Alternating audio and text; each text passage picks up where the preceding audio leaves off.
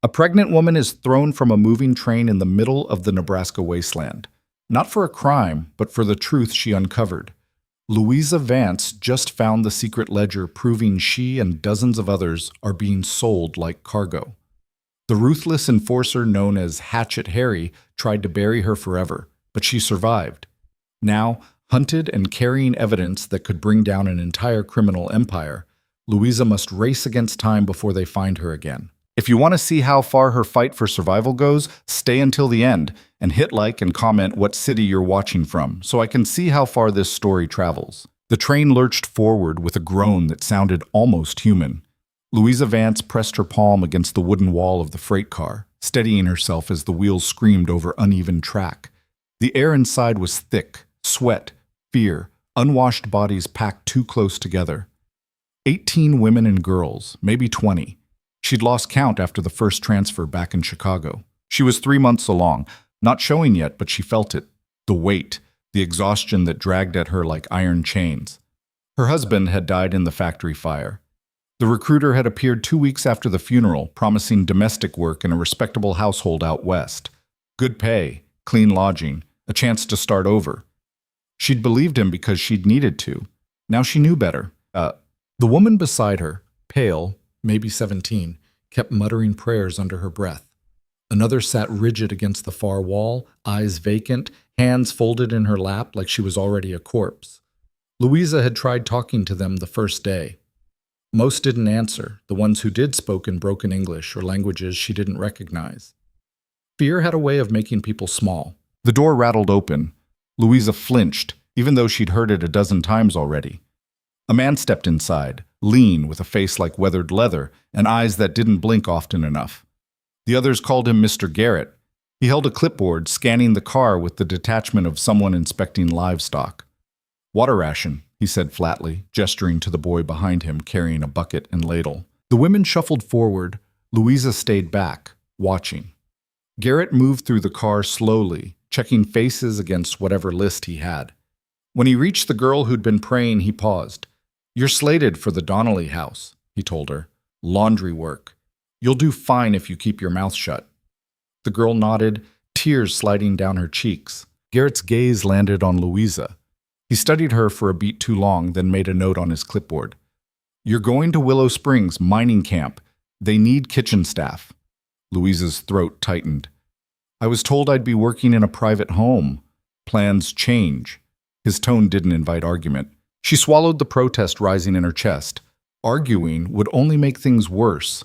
She'd seen what happened to the woman who'd tried to fight back in Omaha, dragged off the train at the last stop, her screams cut short by the slam of a door. Garrett moved on. The boy ladled water into tin cups, and Louisa took hers with shaking hands. It tasted like rust. When the door finally shut again, the silence felt heavier than before. The train stopped twice that day. The first time, a group of men boarded and pulled 3 women from the car. Louisa heard one of them pleading, "Please, I have a sister in St. Louis. She's expecting me." But the door closed before she could hear the response. The second stop, no one got off. Instead, a man in a black coat stepped inside, flanked by 2 others who looked like they'd been carved from stone. He surveyed the group with the kind of calm that came from knowing no one would challenge him. "My name," he said, voice smooth and cold, "is Harry Colfax, but most folks call me Hatchet Harry. You'll call me Mr. Colfax." No one spoke. He smiled, but it didn't touch his eyes. "I'm here to make sure this operation runs clean. No trouble, no questions. You do what you're told, you'll be fine. You make problems." He let the sentence hang, then tapped the handle of the hatchet strapped to his belt. "Well, let's just say I solve problems." Louisa felt her pulse hammering in her ears. She kept her gaze down, tried to make herself invisible. Harry walked the length of the car, boots heavy on the planks. When he passed Louisa, she caught the scent of tobacco and something sharper. Blood, maybe, or just the suggestion of it. "Welcome to your new lives, ladies," he said as he reached the door. "Make the most of them." Then he was gone. That night, Louisa couldn't sleep. The train rattled on through the darkness, and the woman beside her, a middle-aged immigrant with a thick accent, finally spoke. "You think they tell truth?" she whispered. "About the work?" Louisa hesitated. She wanted to lie, to offer some kind of comfort, but the words stuck in her throat. "I don't know," she said finally. The woman closed her eyes. "My daughter, she is 12. They say she go to school, learn English. I want to believe." Louisa's chest ached. She thought about the girl who'd been praying earlier, the blank look in her eyes when Garrett told her where she was going. She thought about the men in Omaha, the way they'd looked at the women like they were merchandise. She couldn't stay quiet anymore. "I'm going to find out," Louisa said quietly, "where we're really going, what they're really doing." The woman's eyes opened. "You will get hurt, maybe."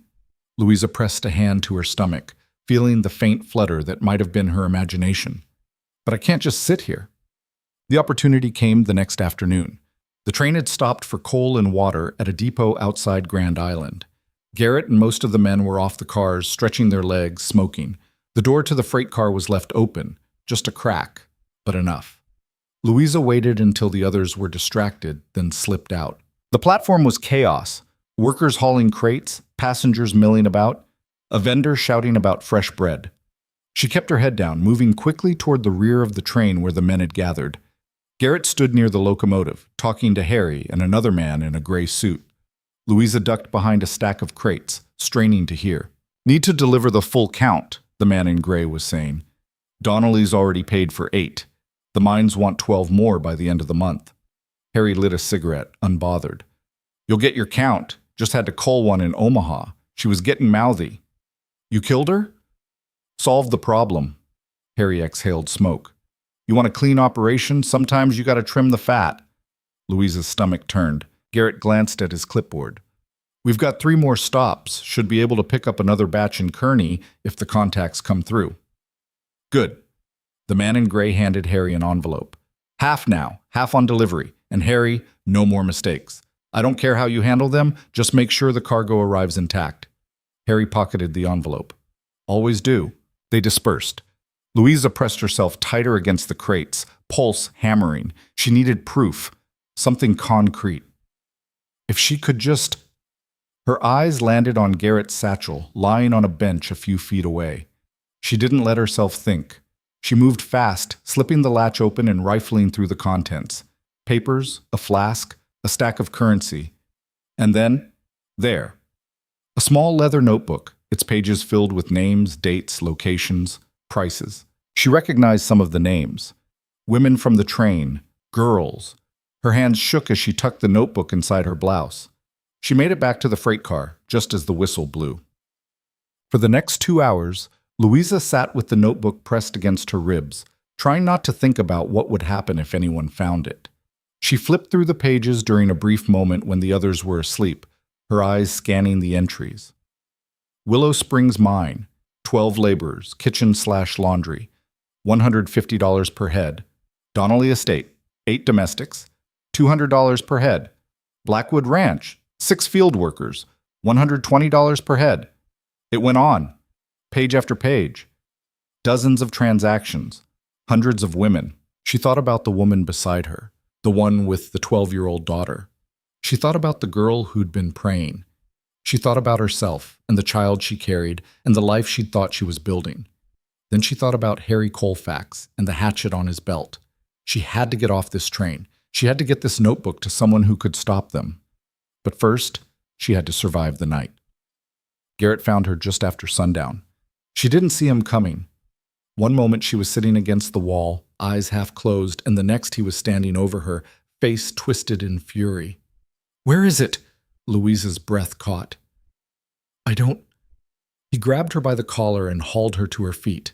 The other women scattered, pressing themselves against the far walls. "Where's my notebook?" Her mind raced.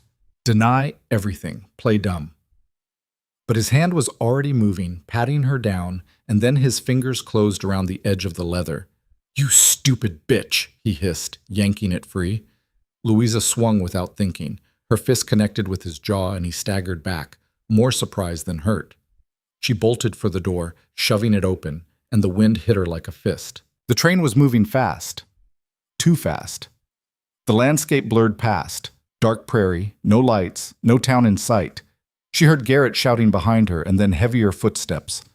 "Harry." Grab her! Hands closed around her arm. She wrenched free, slamming her shoulder into the doorframe. The notebook fell from Garrett's grip, skidding across the floor toward the edge. Louisa lunged for it, and then Harry's hand caught her hair. He dragged her back, and she screamed, clawing at his wrist. "Let me go!" "You just made the worst mistake of your life," he said calmly. He shoved her toward the open door. The wind roared. The ground rushed past below, a blur of darkness and stone. Louisa twisted, trying to grab onto something, anything, but Harry was stronger.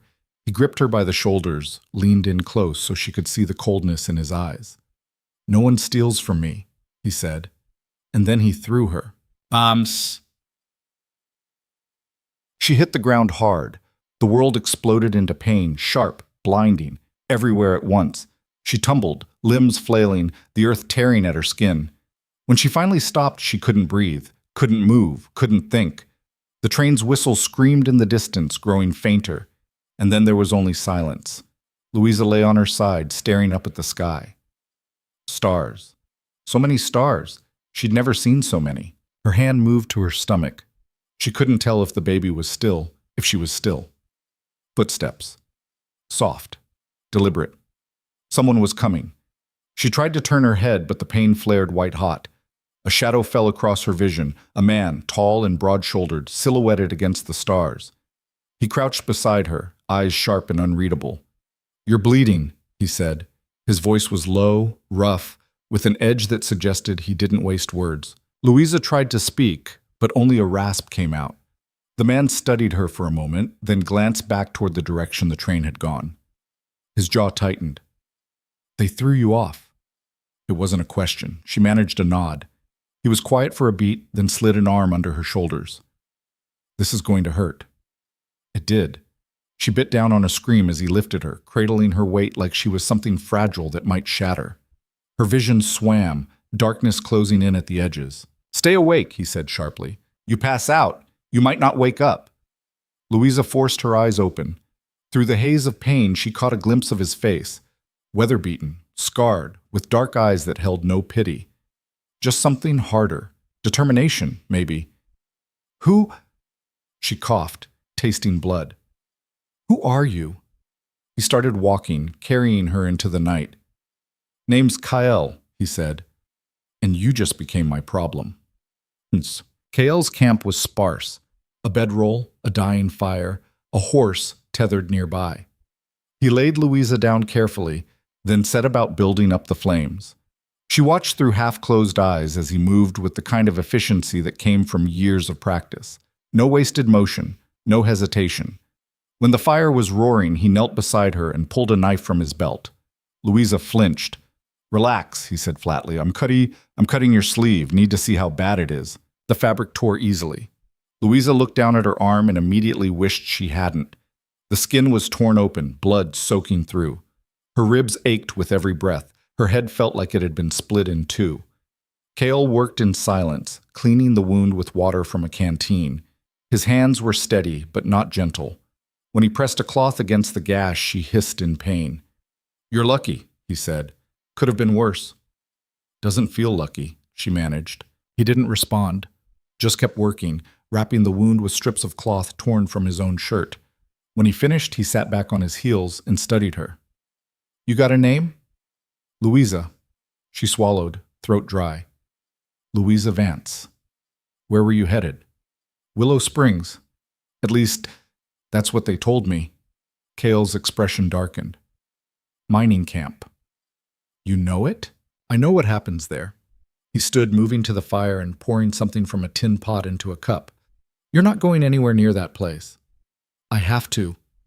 Louisa struggled to sit up, ignoring the way her body screamed in protest. "There's a notebook, evidence. I stole it from them. It has everything. Names, locations, how much they're paying for each of us. If I can get it to someone—" "You don't have it," Kael said. Louisa's heart sank. "What?" He handed her the cup, some kind of bitter tea. "If you stole something, they've got it back by now. And even if you didn't, you think anyone's going to believe you, a woman with no proof, no money, no witnesses? Then what am I supposed to do?" Her voice cracked. "Just let them keep doing this? There are women on that train, Girls who think they're going to real jobs. They're being sold. Kael was quiet for a long moment. The fire crackled between them. I know, he said finally. Louisa stared at him. You know? I've been tracking this operation for 3 months. He crouched by the fire, staring into the flames. Started when I found a girl wandering half dead near Scottsbluff. She told me about the trains, the men, the camps. Told me her sister was still out there somewhere. He paused. By the time I found the sister, she was already dead. Louisa's throat tightened. I'm sorry. Don't be. Kael's voice was hard. Just tell me everything you know. Every name. Every place. Every detail. She did. She told him about the recruiter in Chicago, the promises he'd made. She told him about Garrett and Harry and the man in the gray suit. She told him about the notebook, the entries, the prices. Kael listened without interrupting. When she finished, he nodded slowly. Hatchet Harry, he said. Yeah, I've heard of him. He's the muscle, but he's not the one running this. Who is? Don't know yet. But whoever it is, they've got money and connections. This operation's too big, too organized to be some two-bit hustler. He met her gaze. You're a witness now. That makes you a target. I already figured that part out. Then you also know they're going to come looking for you. Kael stood, moving to his horse and pulling a rifle from the saddle. Soon as they realize you're not dead, they'll send someone. Harry, probably. He doesn't leave loose ends. Louisa felt the weight of his words settle over her like a shroud. She thought about the train, the women still trapped inside. She thought about the notebook, the evidence slipping through her fingers. So what do we do? She asked quietly. Kael checked the rifle, then slung it over his shoulder. We disappear, he said, at least until you're strong enough to move. Then we figure out how to hit them where it hurts. Boom. They traveled at first light. Kael had insisted Louisa rest through the night, but she'd barely slept. Every sound made her flinch, every rustle of grass, every distant animal call. She kept expecting to see Harry's silhouette against the horizon, hatchet in hand. By dawn, Kael had already packed the camp. He helped Louisa onto the horse, a sturdy mare with a patient temperament, and swung up behind her. His presence at her back was solid, grounding. Where are we going? She asked as they started moving. North. There's a trading post about 20 miles out. We can get supplies, figure out our next move. What if they're watching the roads? They probably are. Kael's voice was calm, matter of fact. That's why we're not taking the roads. They cut across open prairie, keeping to low ridges and dry creek beds. The landscape stretched endlessly in every direction, grassland, rock, sky. It was beautiful in a harsh, unforgiving way. Louisa understood why people called it the frontier. Out here, there were no rules, no safety nets, just survival. Her ribs ached with every jolt of the horse's stride, but she gritted her teeth and didn't complain. Kael didn't strike her as the type who'd tolerate weakness. They rode in silence for hours. Finally, as the sun climbed higher, Kael spoke.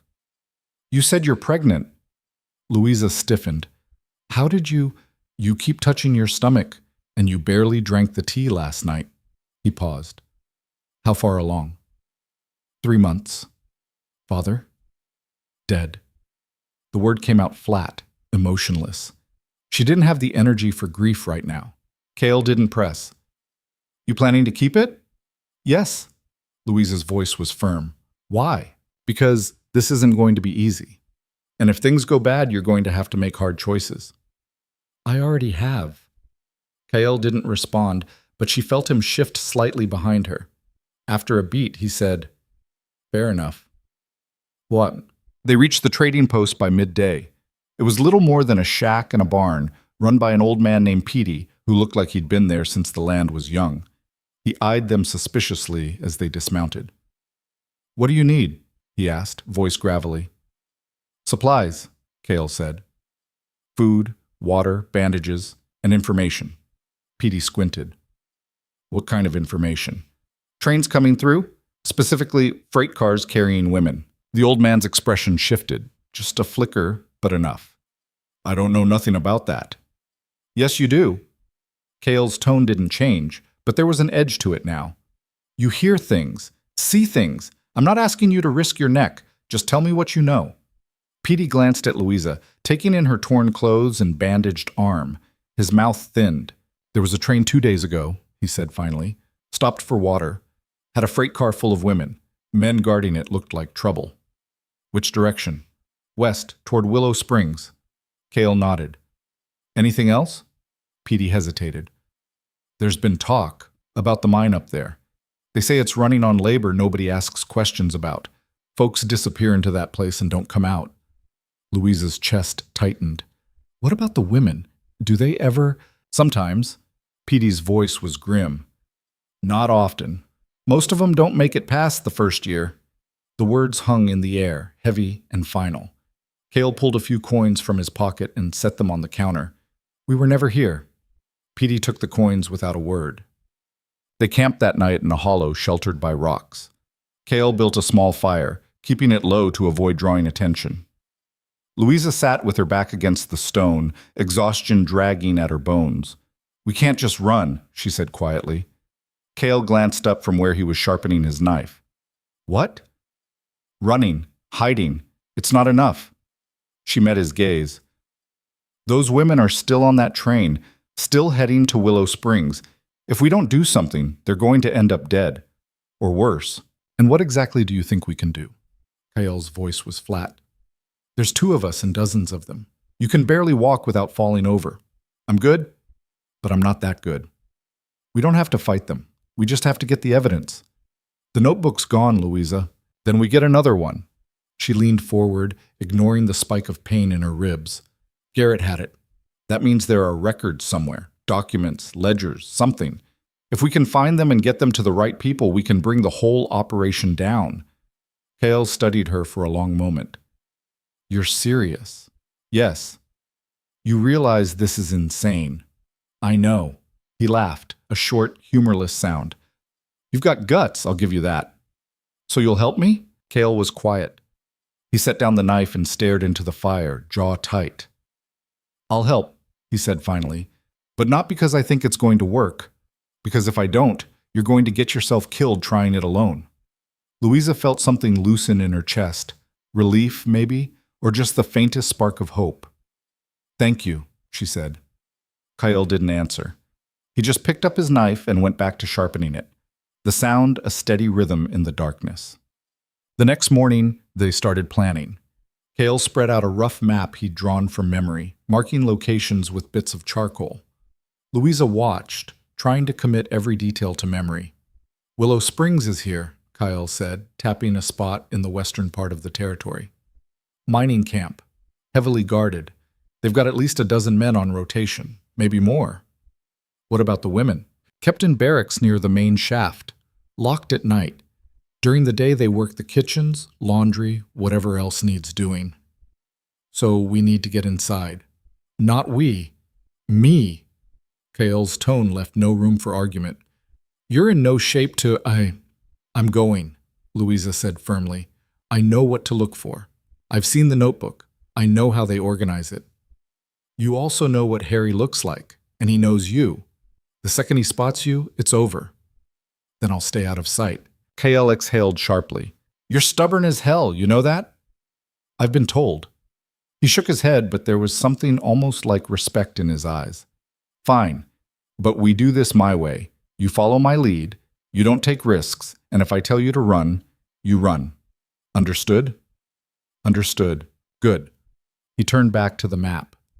There's a supply wagon that runs between the camp and the nearest town, Kearney. Goes twice a week. If we can get on that wagon, we can slip into the camp without raising alarms. When's the next run? 3 days. Louisa nodded slowly. 3 days. Enough time to heal, to prepare, enough time for Harry to find them. She pushed the thought aside. Fear was useless. She had to focus. What do we do until then? She asked. Cale folded the map and tucked it into his pack. We stay alive. They moved camp twice over the next 2 days, never staying in one place long enough to leave a trail. Cale taught her how to cover their tracks, how to read the land, how to listen for sounds that didn't belong. Louisa absorbed it all, grateful for the distraction. Her body was healing, slowly, painfully, but healing. The gash on her arm had stopped bleeding, and the bruises were starting to fade. She could walk without doubling over now, though her ribs still ached. The baby, as far as she could tell, was fine. She'd felt a flutter again the night before, small, fleeting, but there. It steadied her, reminded her why she was doing this. On the third day they reached the outskirts of Kearney. The town was small, dusty, unremarkable. Kael kept them on the edge, hidden among a stand of cottonwoods, watching the road. Sure enough, just after noon, a wagon rolled into view. 2 horses, a driver, and a load of crates covered with canvas. "That's it," Kael murmured. Louisa studied the wagon. "How do we get on?" "We wait until it stops. Driver usually takes a break at the creek just outside town. When he does, we slip into the back." "What if he checks the cargo?" "Then we deal with it." They waited. The sun beat down, relentless. Louisa's mouth was dry, her palms slick with sweat. Finally, the wagon slowed and pulled off the road near a narrow creek. The driver climbed down, stretching, then wandered toward the water. "Now," Kael said. They moved fast, low to the ground. Kael lifted the canvas at the back of the wagon, and Louisa climbed in, biting back a gasp as her ribs protested. Kael followed, pulling the canvas down behind them. The space was cramped, filled with crates and sacks. Louisa wedged herself between 2 barrels, trying to make herself as small as possible. Kael crouched beside her, hand on the knife at his belt. Footsteps approached. The wagon creaked as the driver climbed back up. The rein snapped, and they lurched forward. Louisa held her breath.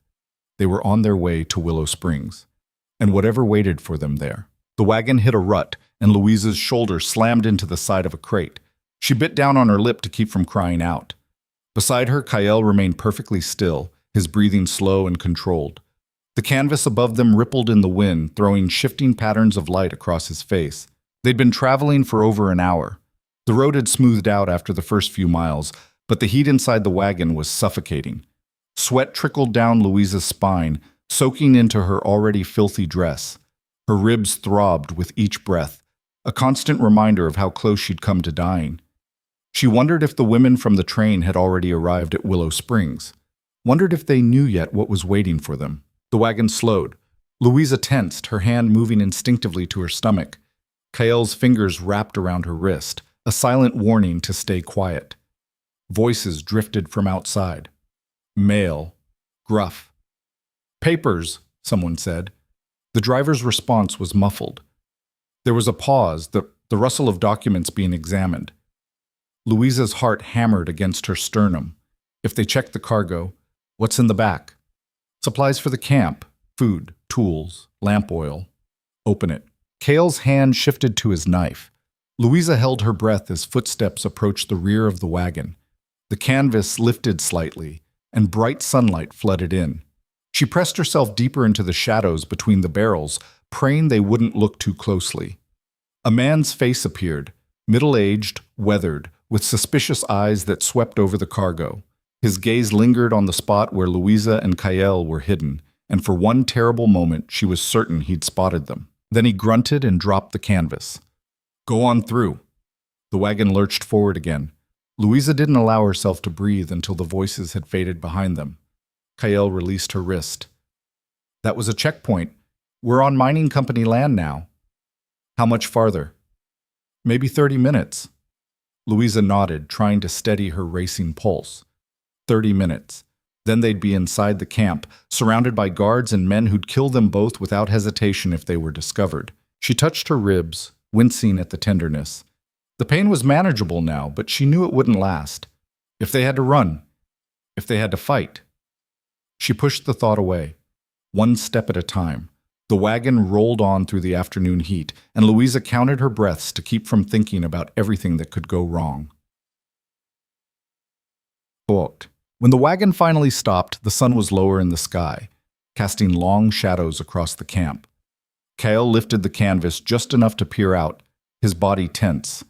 "Stay here," he whispered. "Don't move until I come back." Before Louisa could protest, he was gone, slipping out of the wagon with barely a sound. She waited, listening to the muffled activity outside, men shouting orders, the clang of metal, the creak of machinery. Her fingers curled into fists, nails digging into her palms. Minutes passed. Each one felt like an hour. Finally, the canvas lifted again, and Kael's face appeared. "Come on, quickly!" Louisa crawled toward him, biting back a gasp as her ribs protested the movement. Kael grabbed her arm and pulled her out, steadying her when she stumbled. They were behind a cluster of storage sheds hidden from view of the main camp. "This way," Kael said, guiding her toward a narrow alley between two buildings. They moved fast, keeping to the shadows. Louisa caught glimpses of the camp as they went, wooden structures thrown up without care for aesthetics, just function. Barracks, supply sheds, a mess hall with smoke rising from its chimney. And beyond it all, the mine entrance itself, a gaping black mouth carved into the hillside, surrounded by scaffolding and rail tracks. Men were everywhere. Guards with rifles slung over their shoulders, workers hauling equipment, overseers barking orders. The air smelled of smoke and sweat and something chemical that made Louisa's eyes water. Kael pulled her into a storage shed and shut the door behind them. The space was cramped, filled with tools and spare lumber. Light filtered through gaps in the walls, striping the floor with thin bars of gold. "We need to find where they keep the records," Kael said quietly. "That'll be in the main office, probably near the mine entrance." "What about the women?" "The barracks are on the east side, but we can't get to them yet, too exposed." Louisa's jaw tightened. She thought about the woman on the train, the one with the 12-year-old daughter. She thought about the girl who'd been praying. "We have to get them out." "We will. But first we need proof. Without it, nobody's going to believe us, and those women will end up right back here. Or someplace worse." He was right. Louisa hated it, but he was right. "So what's the plan?" she asked. Kael moved to the door and peered through a gap in the wood. "We wait until dark, then we get into that office, find what we need, and get out before anyone notices we were here. And if someone notices?" His expression was grim. "Then we improvise." Darkness came slowly, the sky fading from gold to deep purple before finally giving way to black. Louisa sat against the wall of the shed, knees drawn up to her chest, trying to conserve what little energy she had left. Her ribs ached, her head throbbed, and the baby... She pressed a hand to her stomach, feeling for that faint flutter. There. Still there. Kael crouched by the door, watching through the gap as the camp settled into its nighttime routine. Lamps flickered to life in windows. Men drifted toward the mess hall for the evening meal. Guards changed shifts, their silhouettes moving across the compound like ghosts. "Almost time," Kael said.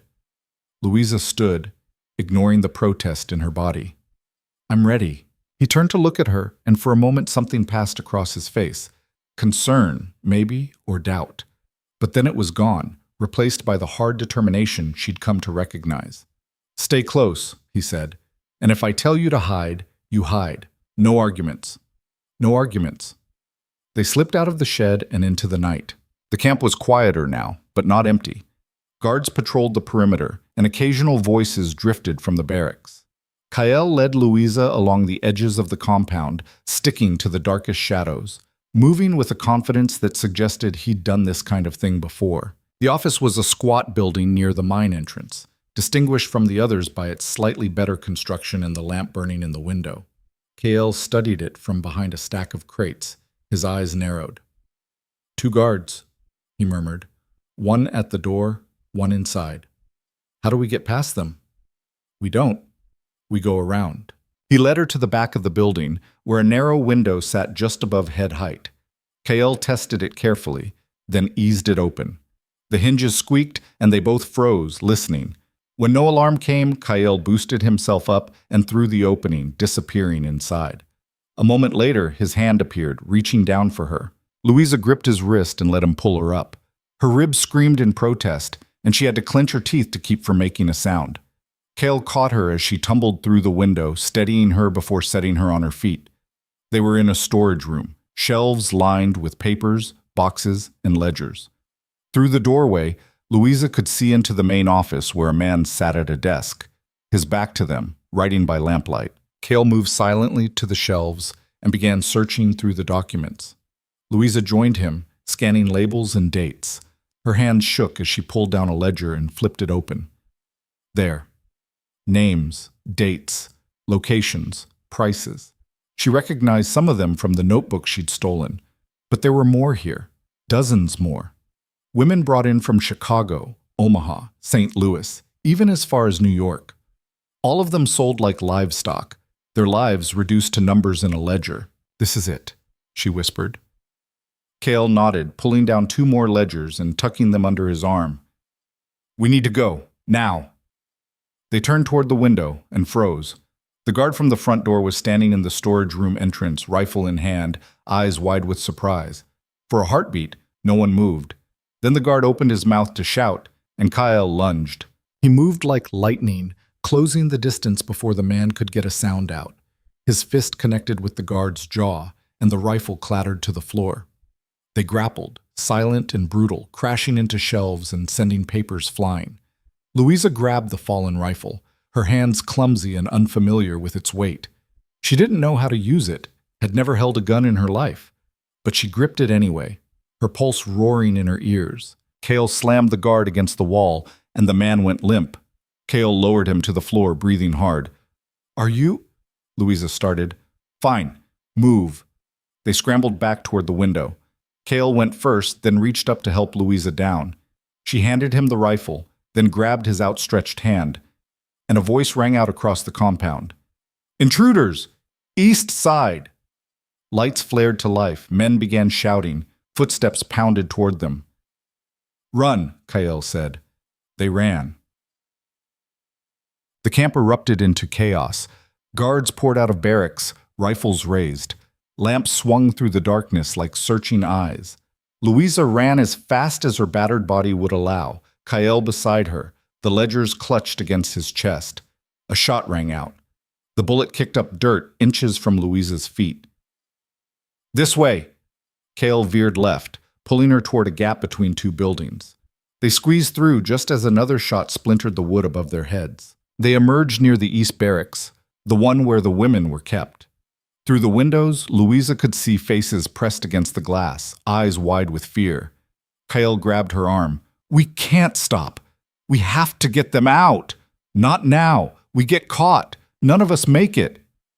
Another shot, closer this time. Louisa's mind raced. She thought about the women inside, locked in like animals. She thought about the notebook, the ledgers, all the evidence they'd gathered. If they left now, they might never get another chance. She wrenched free from Kyle's grip and ran toward the barracks door. "Louisa, don't!" She didn't listen. She reached the door and yanked on the handle. Locked. Of course it was locked. Kale caught up to her, fury and fear warring on his face. "What are you doing?" "Something." Louisa looked around desperately, spotted a shovel leaning against the wall. She grabbed it and swung it at the door's lock with everything she had. The wood splintered. She swung again. The lock broke. The door flew open and women spilled out. 12, maybe 15 of them. Some Louisa recognized from the train. Others were strangers, hollow-eyed and skeletal. "Go!" Louisa shouted. "Run! Get out of here!" They scattered like birds, disappearing into the night. Guards shouted, trying to intercept them, but the darkness and confusion worked in their favor. Kyle grabbed Louisa's hand. "Now we run." They bolted toward the perimeter, guards hot on their heels. Louisa's lungs burned. Her legs felt like lead, but she pushed harder, driven by pure adrenaline and terror. They reached the edge of the camp and plunged into the scrubland beyond. Behind them, the shouts grew more distant, but Louisa knew they wouldn't give up. Not after this. They ran until the camp was just a cluster of lights in the distance, then collapsed behind a rocky outcrop, gasping for breath. "That was insane," Kyle said between breaths. "You could have gotten us both killed." "But I didn't," Louisa shot back, "and we got them out." "Some of them. The rest are still trapped." He looked at her, and despite his anger, there was something else in his eyes. Respect, maybe? "You've got guts. Stupid guts, but guts." Louisa managed a weak smile. "I'll take that as a compliment." Cale shook his head, but he was almost smiling too. "Come on, we need to keep moving. They'll send trackers at first light." They traveled through the night, putting as much distance as possible between themselves and Willow Springs. The terrain was rough, all rocks and scrub brush and hidden gullies that threatened to twist an ankle with every step. But Kyle navigated it with the ease of someone who'd spent his life in wild places. Louisa followed, her body screaming in protest with every movement. The adrenaline that had carried her through the escape was fading, leaving behind exhaustion and pain so deep it made her teeth ache. Around midnight, Kael finally called a halt in a shallow cave carved into a hillside. It wasn't much, barely deep enough to shield them from view, but it would have to do. Louisa sank to the ground, her back against the stone. How far did we come? Maybe 8 miles. Not far enough. Kael set down the ledgers and began checking them for damage. Miraculously, they were intact. But it's a start. Louisa watched him work, his face illuminated by the faint starlight filtering into the cave. "Why are you doing this?" she asked suddenly. He looked up. "What?" "Helping me. You could have left me on the prairie to die. Could have walked away at any point. But you didn't. Why?" Kael was quiet for a long moment. When he spoke, his voice was low. "I told you about the girl I found, the one whose sister died." "Yeah." "Her name was Maria. She was 16. When I found her, she'd been walking for 3 days with no food, no water. She was delirious, barely coherent. But she kept saying one thing over and over. 'My sister is still out there. Please find her.'" He paused, jaw tight. "I promised I would. Tracked the operation for weeks, followed every lead. By the time I found the sister, she'd been dead for a month. Buried in an unmarked grave outside a ranch in Wyoming." His hands curled into fists. "I failed her. I'm not going to fail again." Louisa felt something twist in her chest. "It wasn't your fault." "Maybe. Maybe not." He met her gaze. "But I can't just walk away from this. Not when I know what's happening. So, yeah, I'm helping you. Because someone has to." Louisa swallowed hard. "Thank you." Kael nodded once, then turned his attention back to the ledgers. After a moment, Louisa leaned back against the stone and closed her eyes, letting exhaustion pull her under. Mont. She woke to the sound of voices. Her eyes snapped open. Dawn was just breaking, painting the sky in shades of pink and orange. Kael was crouched at the mouth of the cave, peering out, his rifle in hand. "How many?" Louisa whispered. "3, maybe 4. They're tracking us." Louisa's heart sank. "How close?" "Close enough." He glanced back at her. "Can you move?" "I don't have a choice, do I?" "No." They gathered the ledgers and slipped out of the cave, moving quickly and quietly through the early morning light. The voices grew louder behind them, men calling to each other, coordinating their search. Kael led them down into a ravine, following a dry creek bed that wound between steep rock walls. It was slow going, the terrain treacherous and uneven. Louisa's ribs throbbed with every step, and her vision swam with exhaustion. Behind them, the voices grew closer. "They're gaining," she said. "I know." Kael stopped abruptly, scanning the ravine walls. His eyes landed on a narrow crevice hidden behind a tumble of boulders. "There, get inside." Louisa squeezed into the gap, biting back a cry as her ribs scraped against stone. Kael followed, pulling the ledgers in after him. They pressed themselves into the darkness, barely breathing. Footsteps echoed through the ravine. Shadows passed the opening of their hiding spot. 3 men, armed, scanning the ground for tracks. "They came through here," one of them said. "Trail's fresh. Split up, cover more ground." The footsteps moved on, fading into the distance. Louisa let out a shaky breath. "We can't keep running like this," she whispered. "They're going to catch us eventually." "I know," Kael's voice was grim. "That's why we need to change the game." "What do you mean?" "We need help. Someone with authority who can actually do something with this evidence." "Who?" Kael was quiet for a beat. "There's a federal marshal stationed in North Platte. Name's Garrett Boone. I've heard he's honest. Doesn't take bribes. Doesn't look the other way." "You've heard. You're not sure." "No, but it's the best chance we've got." Louisa thought about it. North Platte was at least 3 days' travel on foot, maybe more. 3 days of running, hiding, hoping they stayed ahead of Harry and his men. But what other choice did they have? "All right," she said. "Let's go find this marshal." They waited until nightfall to move again, then headed east under cover of darkness. The going was rough, and Louisa's body protested every mile. but she pushed through the pain, driven by sheer stubbornness and the knowledge that stopping meant death. On the second day, they stumbled across a homestead, a small farmhouse with a barn and a vegetable garden. Cale approached cautiously, rifle ready, but the place seemed abandoned. The door hung open and the inside was dusty and silent. "Looks like they left in a hurry," Cale said, examining the remains of a meal still sitting on the table. Louisa sank into a chair, grateful for the chance to rest. Her head was swimming, and her ribs felt like they were on fire.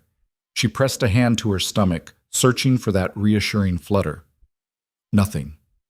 Panic clawed at her throat. "Cale, what's wrong?" "The baby, I can't feel—" She stopped. There, a tiny movement, so faint she almost missed it. Relief flooded through her, so intense it made her dizzy. "It's okay. It's still there." Cale knelt beside her, his expression unreadable. "You need to rest. Properly. Not just a few hours in a cave. We don't have time. We'll make time." He stood and moved to the kitchen, rummaging through the cabinets. He found some dried meat, a jar of preserves, half a loaf of stale bread. "Eat, then sleep. I'll keep watch." Louisa wanted to argue, but exhaustion won out. She ate mechanically, barely tasting the food, then collapsed onto a moth-eaten sofa. Sleep claimed her instantly. She woke to the sound of breaking glass. For a disorienting moment, she thought she was back on the train, Harry's hand closing around her throat. Then reality crashed in. The farmhouse, Cale, the ledgers. Someone was outside. Cale was already at the window, rifle raised. "They found us." "How many?" "Too many." Louisa struggled to her feet, her heart hammering.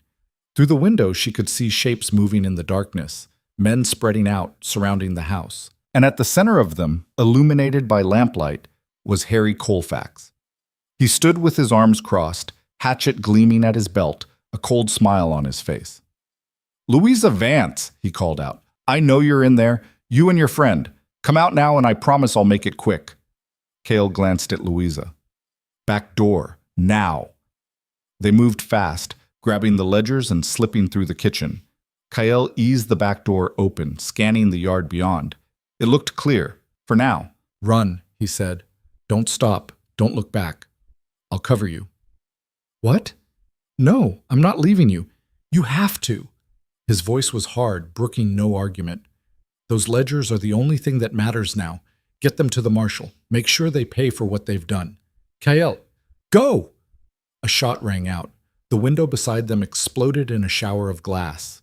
Cale shoved Louisa toward the door, and she stumbled out into the night, the ledgers clutched against her chest. Behind her, she heard more gunfire, heard Cale shouting, drawing their attention. And then she was running, sprinting across the open ground toward the tree line beyond. Footsteps pounded behind her, men shouting. She pushed harder, lungs screaming, legs burning. She reached the trees and plunged into the darkness, branches tearing at her clothes and skin. Behind her, the shouts grew more distant, but she didn't slow down. Couldn't slow down. She ran until her body gave out, collapsing against a tree trunk, gasping for air. Her ribs felt like they were cracking open. Her vision swam with black spots. But she was alive. And she still had the ledgers. Somewhere in the distance, she heard a final gunshot. Then silence. Louisa pressed her hand to her mouth, stifling a sob. She didn't know if Cale was alive or dead.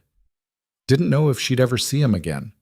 But she knew what she had to do. She forced herself to stand, forced her legs to move. North Platte. The marshal. Justice. She would make it. She had to. For the women still trapped. For Maria and her sister. For Cale. And for the child growing inside her, who deserved a world where people like Harry Colfax couldn't exist. Louisa turned east and started walking. By the third day, she was barely conscious. The world had narrowed to a tunnel of pain and exhaustion. Her feet moved mechanically, one step after another, even though she couldn't remember why she was walking or where she was going. The ledgers. She still had the ledgers. That was important. She knew that much.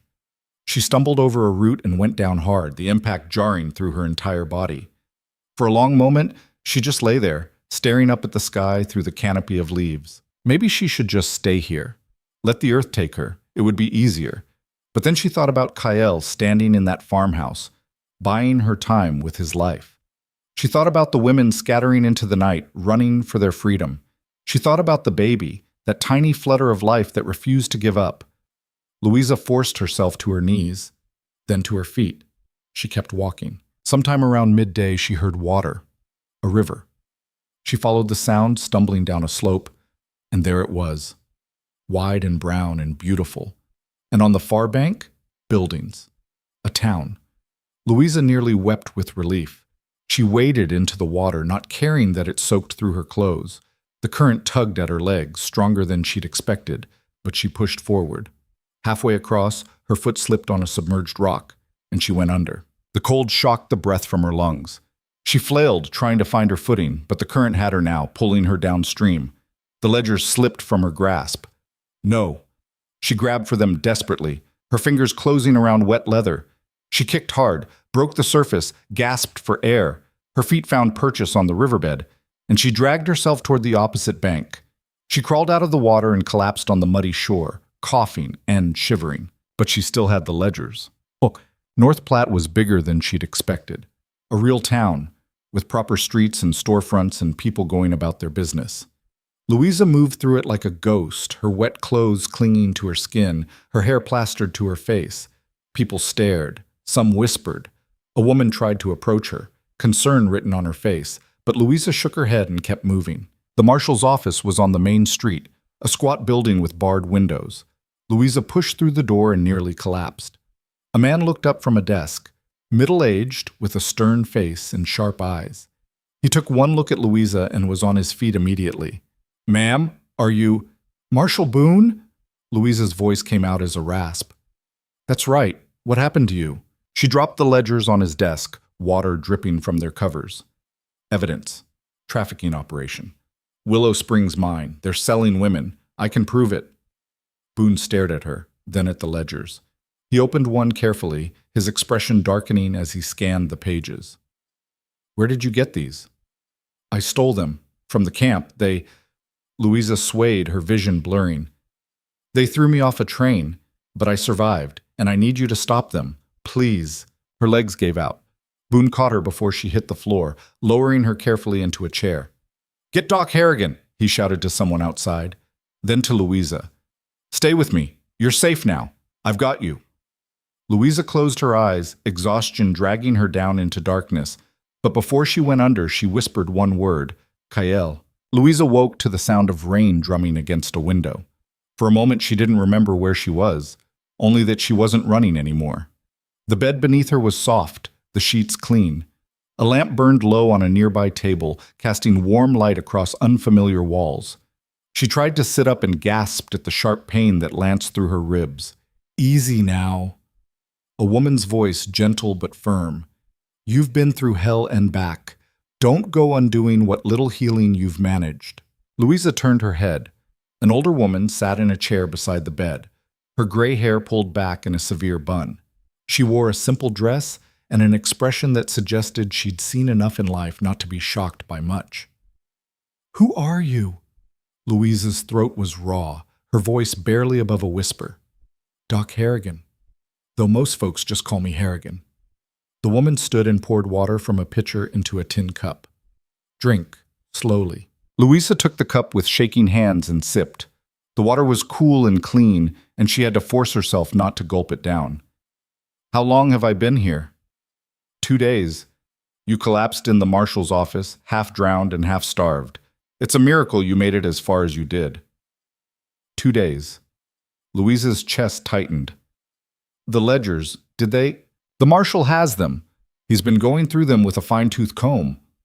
Harrigan's expression softened slightly. "Whatever you brought him, it's got him stirred up good. He's already sent telegrams to federal authorities in Omaha and Denver." Relief flooded through Louisa, so intense it made her dizzy. "Then they'll shut it down.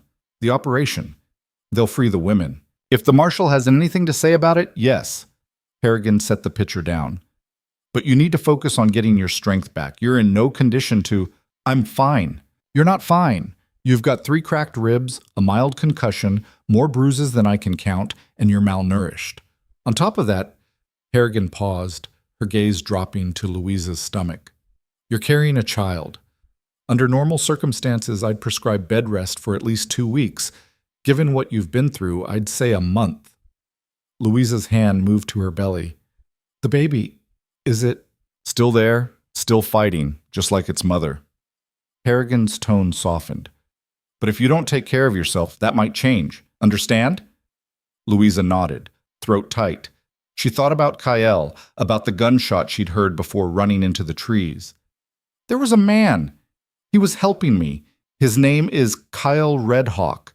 Do you know if— I don't know anything about a man named Kyle, Harrigan said gently. The marshal might. You can ask him when you're strong enough to stand without falling over. The words hung in the air, heavy with implication. Louisa closed her eyes, feeling tears prick at the corners. She didn't know if Kyle was alive or dead. Didn't know if she'd ever get the chance to thank him for everything he'd done. All she knew was that she owed him more than she could ever repay. Rest now, Harrigan said. I'll check on you in a few hours. Louisa wanted to argue, to demand answers, but exhaustion pulled at her like a tide. She let herself sink back into the pillows, listening to the rain, and tried not to think about the sound of that final gunshot. By the third day, Louisa was strong enough to sit up without help. Harrigan brought her soup, thin broth with bits of carrot and potato, and watched with approval as she managed to finish the entire bowl. Better, Harrigan said. Keep this up and you might actually survive. I need to talk to the marshal. He's been asking about you too. I'll send word. An hour later, Marshal Boone appeared in the doorway. He was taller than Louisa remembered, with the kind of presence that filled a room without effort. He removed his hat as he entered, holding it in both hands. Mrs. Vance, he said, his voice gruff but not unkind. Good to see you awake. It's Miss. My husband died. The correction came automatically, though it felt strange saying it out loud, like acknowledging a wound that had never properly healed. Boone nodded. I'm sorry for your loss, and I'm sorry for what you've been through, but I need to ask you some questions, if you're up to it. I'm up to it. He pulled a chair over and sat, setting his hat on his knee. Those ledgers you brought me, they're damning. Names, dates, transactions. Proof of a trafficking operation that stretches across at least 4 territories. I've already contacted federal authorities, and they're assembling a task force. But I need you to tell me everything, from the beginning. So Louisa did. She told him about the recruiter in Chicago, the promises of honest work. She told him about the train, about Garrett and Harry Colfax. She told him about being thrown off and surviving, about Kyle finding her and agreeing to help. She told him about Willow Springs, about the women locked in barracks, about the desperate escape. Boone listened without interrupting, his expression growing darker with each detail. When she finished, he was quiet for a long moment. Then he said, This man, Kyle Redhawk, you said he stayed behind to cover your escape. Yes, Louisa's voice caught. Do you know if he— I sent a deputy to the homestead you described, found signs of a fight, blood stains, bullet casings, but no body. Hope flickered in Louisa's chest. So he might still be alive. Might be. Or they took him. Either way, I've got men looking. Boone leaned forward, his gaze intense. I need you to understand something, Miss Vance. What you've done, bringing me this evidence, it's going to tear open a hornet's nest. The people running this operation, they've got money and power. They're not going to go down without a fight. I don't care. You should. Because once this goes public, you're going to be a target. Harry Colfax isn't the kind of man who forgives loose ends. And from what you've told me, you're the biggest loose end he's got. Louisa met his gaze steadily. Then he can come for me. I'm not hiding anymore. Something that might have been respect flickered in Boone's eyes. All right, but you're staying here under protection until we can move on Willow Springs. I'm not letting you out of my sight until this is over. When will that be? Soon. The task force should be here within the week. He stood, settling his hat back on his head. In the meantime, you rest. You're going to need your strength for what comes next. The days crawled by with agonizing slowness. Louisa spent most of her time in the small room above the marshal's office, staring out the window at the town below. She watched people going about their lives, shopkeepers opening their stores, children playing in the street, wagons rolling past, and felt like she was watching from behind glass. Separate, untouchable. Harrigan visited daily, checking her injuries and bringing food. The doctor didn't talk much, but her presence was oddly comforting. There was something steady about her, something that suggested she'd weathered her own storms and come out the other side intact. On the 5th day, Louisa asked, "Why are you helping me?" Harrigan looked up from rewrapping Louisa's ribs. "It's my job." "It's more than that." The doctor was quiet for a moment, her hands pausing in their work. "I had a daughter once. She was about your age when she disappeared, went to Cheyenne looking for work, and never came back. I spent 2 years searching for her, following every lead, turning over every rock." She resumed wrapping the bandage, her movements precise. "Never found her. But I found other girls. Girls who'd been promised one thing and given another. Girls who'd been used up and thrown away." "I'm sorry," Louisa said quietly. "Don't be sorry. Just don't waste the second chance you've been given." Harrigan tied off the bandage and stepped back. "You survived for a reason. Make it count." On the 7th day, the task force arrived. Louisa watched from the window as a dozen men rode into town, federal marshals, all of them armed and grim-faced. They dismounted in front of the office below, and she heard boots on the stairs, voices raised in urgent conversation. A knock at her door. Boone entered without waiting for an answer, his expression tight. "It's time," he said. "We move on Willow Springs at dawn tomorrow. The men want to hear your account firsthand before we go in." Louisa stood, ignoring the protest in her ribs. "I'm coming with you." "Absolutely not." "You need me. I know the layout of the camp, where they keep the women, how many guards there are. You go in blind, people are going to die." "People are going to die anyway. That's the nature of this kind of operation." Boone's voice was hard.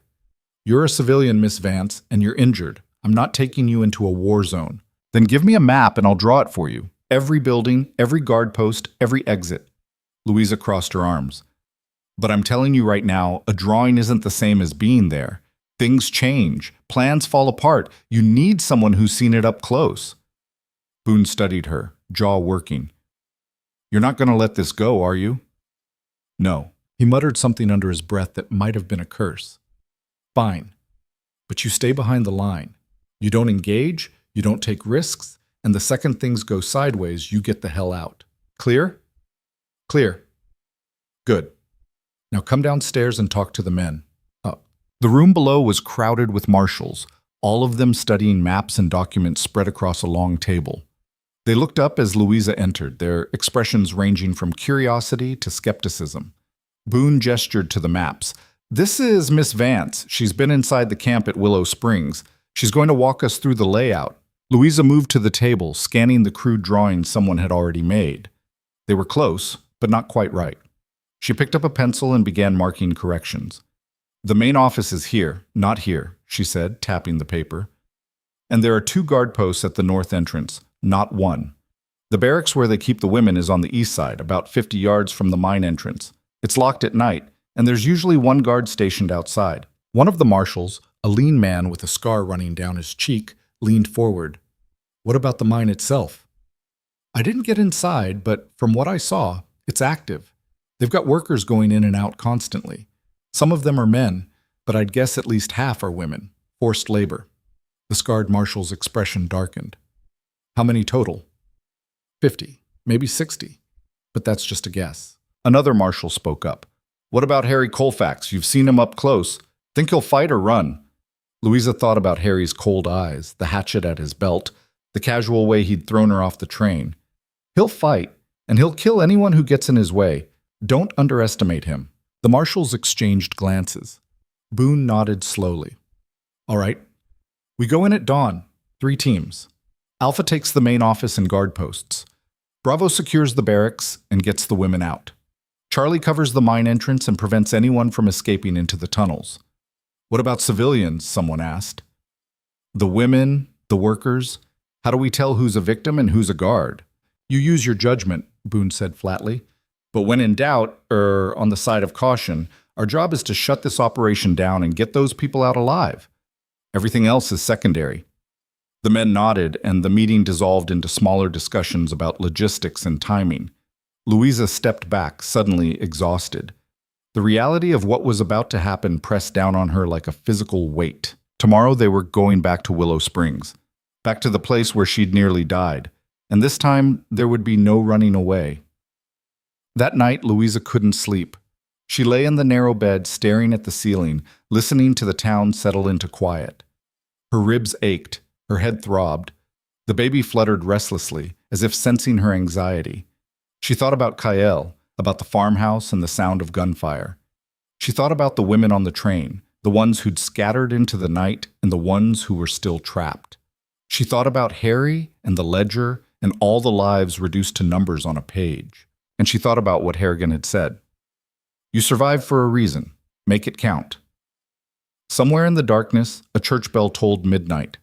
Louisa closed her eyes and tried to steady her breathing. Tomorrow, it would all come to an end, one way or another. They left before dawn, riding out in silence through the gray half-light. Louisa sat behind Boone on his horse, her body tense, every nerve on edge. The other marshals flanked them, a grim procession moving through the empty landscape. No one spoke. There was nothing left to say. The ride took most of the day. By the time Willow Springs came into view, the sun was sinking toward the horizon, painting the sky in shades of red and gold. The camp looked different in the dying light, smaller somehow, less imposing. But Louisa knew better. Danger didn't shrink just because you were ready for it. Boone signaled a halt about a mile out, and the marshals dismounted. They checked their weapons, adjusted their gear, spoke in low voices.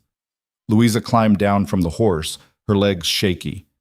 The scarred marshal, his name was Dutton, she'd learned, approached her. You remember the plan? Stay back. Don't engage. Good. And if things go bad, you run.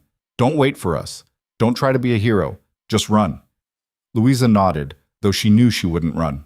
Not this time. Boone gathered the men in a tight circle.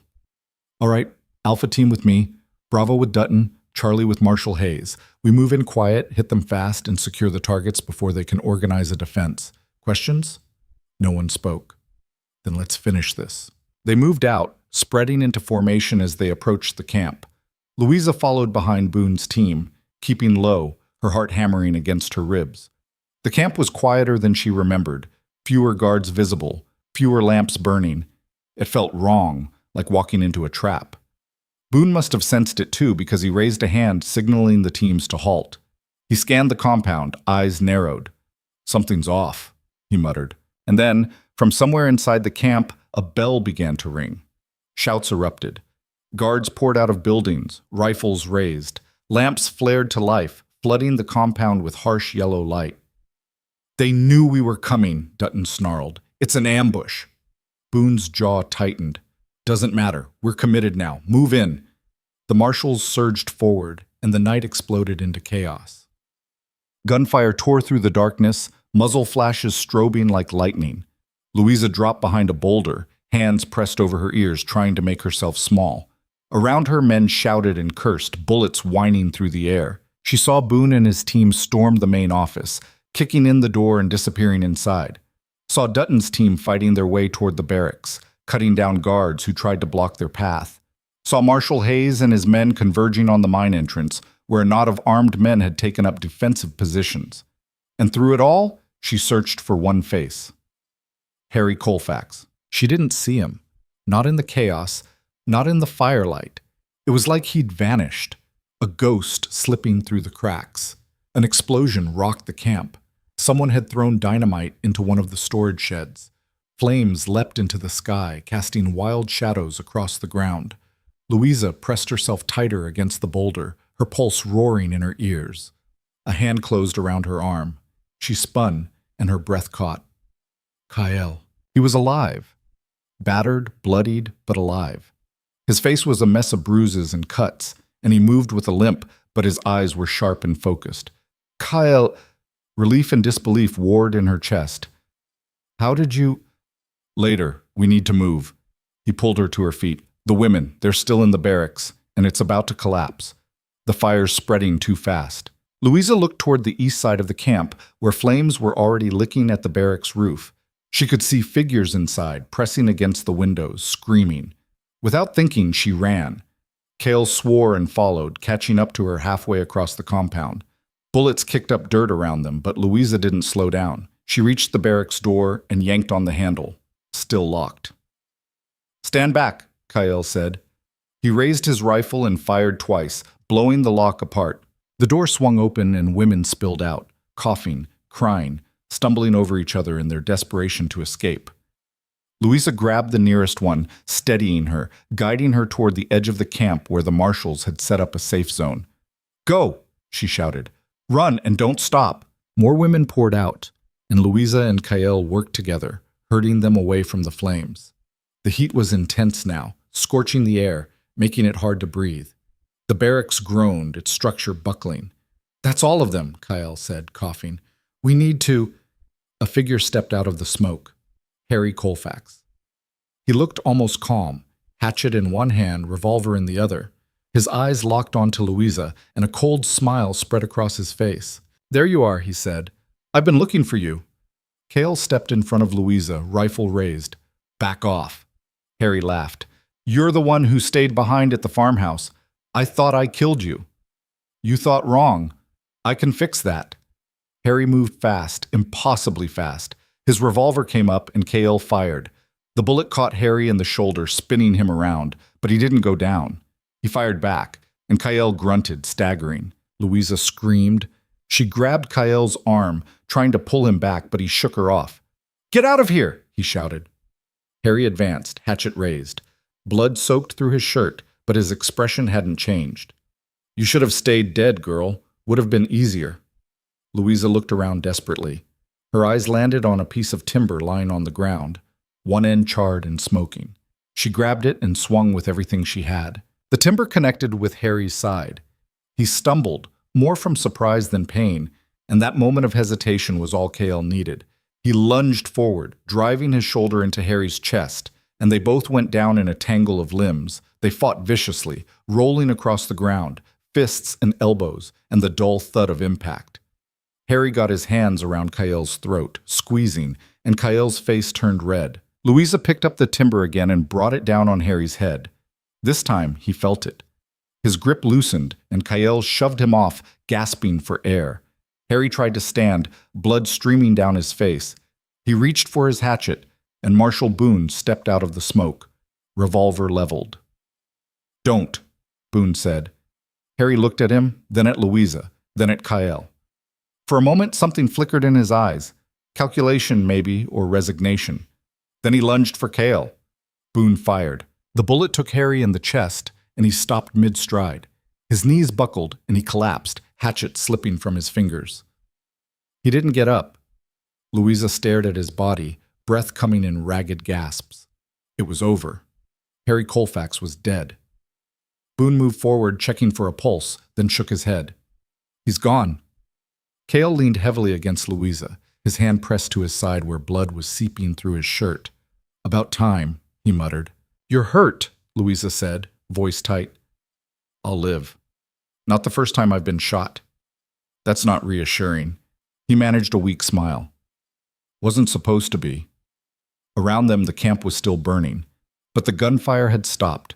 The marshals were rounding up survivors, separating guards from victims, securing the area. It was over. Louisa looked towards the mine entrance, where Marshal Hayes and his team were leading a group of women out of the tunnels. Dozens of them, blinking in the firelight, free for the first time in months or years. She thought about Maria and her sister, about all the women who'd been bought and sold and erased, about the ledgers and the names and the prices. She thought about the baby growing inside her, and the world she wanted to build for that child. And she thought about Cale, standing beside her, battered but alive. "We did it," she said quietly. Cale nodded. "Yeah, we did." The cleanup took hours. The marshals worked through the night, extinguishing fires, treating wounded, documenting evidence. Louisa sat on a crate near the edge of the camp, watching it all with numb exhaustion. Harrigan had arrived with a wagon full of medical supplies, and she was moving among the injured, patching wounds and dispensing orders. Cale sat beside Louisa, his side bandaged, his face pale but determined. Neither of them spoke. There was nothing left to say. As dawn broke, painting the sky in soft pinks and golds, Boone approached them. He looked tired, deep lines etched around his eyes, his shoulders slumped. "It's done," he said. "We've got 23 guards in custody, 62 victims freed, found more ledgers in the office, enough evidence to bring down everyone connected to this operation." "What happens now?" Louisa asked. "Now, we take it to trial. Make sure every last one of them pays." Boone's expression hardened. "And we make sure nothing like this happens again." Louisa wanted to believe him, wanted to believe that justice would be served, that the system would work. But she'd seen too much, lived through too much, to trust in easy answers. Still, it was something, a beginning. "Thank you," she said, "for everything." Boone nodded. "You did the hard part. All I did was show up." He walked away, leaving Louisa and Kael alone in the growing light. "What are you going to do now?" Kael asked after a while. Louisa thought about it, about the life she'd left behind in Chicago, the husband she'd buried, the promises the recruiter had made, about the train and the fall and the long crawl toward survival. "I don't know," she said honestly. "Start over, I guess. Find a place to settle. Raise this baby. You'll need help with that." She looked at him. "Are you offering?" Kael hesitated, then nodded slowly. "Yeah, I guess I am." Louisa felt something warm unfold in her chest. Hope, maybe, or just the possibility of it. "I'd like that." They sat together as the sun climbed higher, watching the camp smolder and the women gather in small groups, speaking in hushed voices, beginning to plan their own futures. It wasn't over. Not really. There would be trials and testimony, nightmares and scars that would never fully heal, but they were alive. They were free. And for now, that was enough. The wagon carrying the freed women pulled out of Willow Springs just after sunrise, escorted by 4 marshals on horseback. Louisa watched them go from her seat beside Kael, feeling something tighten in her chest. Some of those women had families waiting. Others had nothing. She wondered which ones would make it, which ones would find their way back to something resembling a life. She wondered if she'd ever stop thinking about the ones who hadn't survived to see this day. Harrigan climbed into the wagon beside them, settling her medical bag at her feet. "You two look like death warmed over," she said bluntly. "Which means you're coming back to North Platte with me until I say otherwise." Kael opened his mouth to argue, but Harrigan cut him off with a look that could have stopped a charging bull.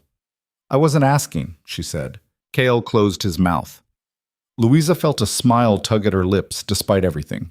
There was something comforting about Harrigan's no-nonsense approach, like being scolded by someone who actually gave a damn whether you lived or died. The ride back was long and silent. Louisa dozed fitfully, jerking awake every time the wagon hit a rut. Each time her hand went instinctively to her stomach, checking, reassuring herself.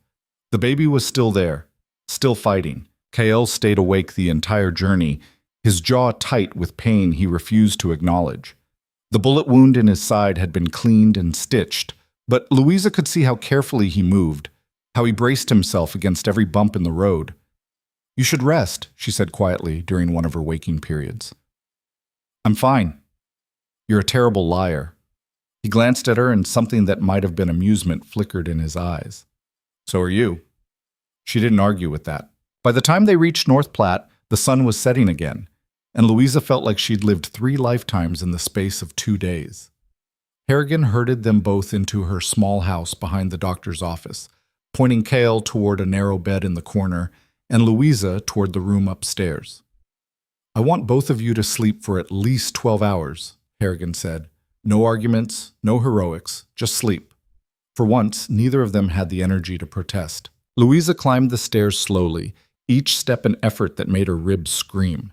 She collapsed onto the bed without bothering to undress, and was asleep before her head hit the pillow. She woke to sunlight streaming through the window and the smell of coffee drifting up from below. For a disorienting moment, she thought she was back in Chicago, in the tiny apartment she'd shared with her husband before the fire. Then reality crashed back in, and she remembered everything. Her body ached everywhere. Her ribs throbbed with each breath. But when she pressed her hand to her stomach, she felt that reassuring flutter, and something in her chest loosened. Still there, still fighting. She made her way downstairs slowly, holding the railing for support. Harrigan was in the kitchen, stirring something in a pot on the stove. Kael sat at the table, shirtless, while the doctor examined the bandage on his side. "Morning," Harrigan said without looking up.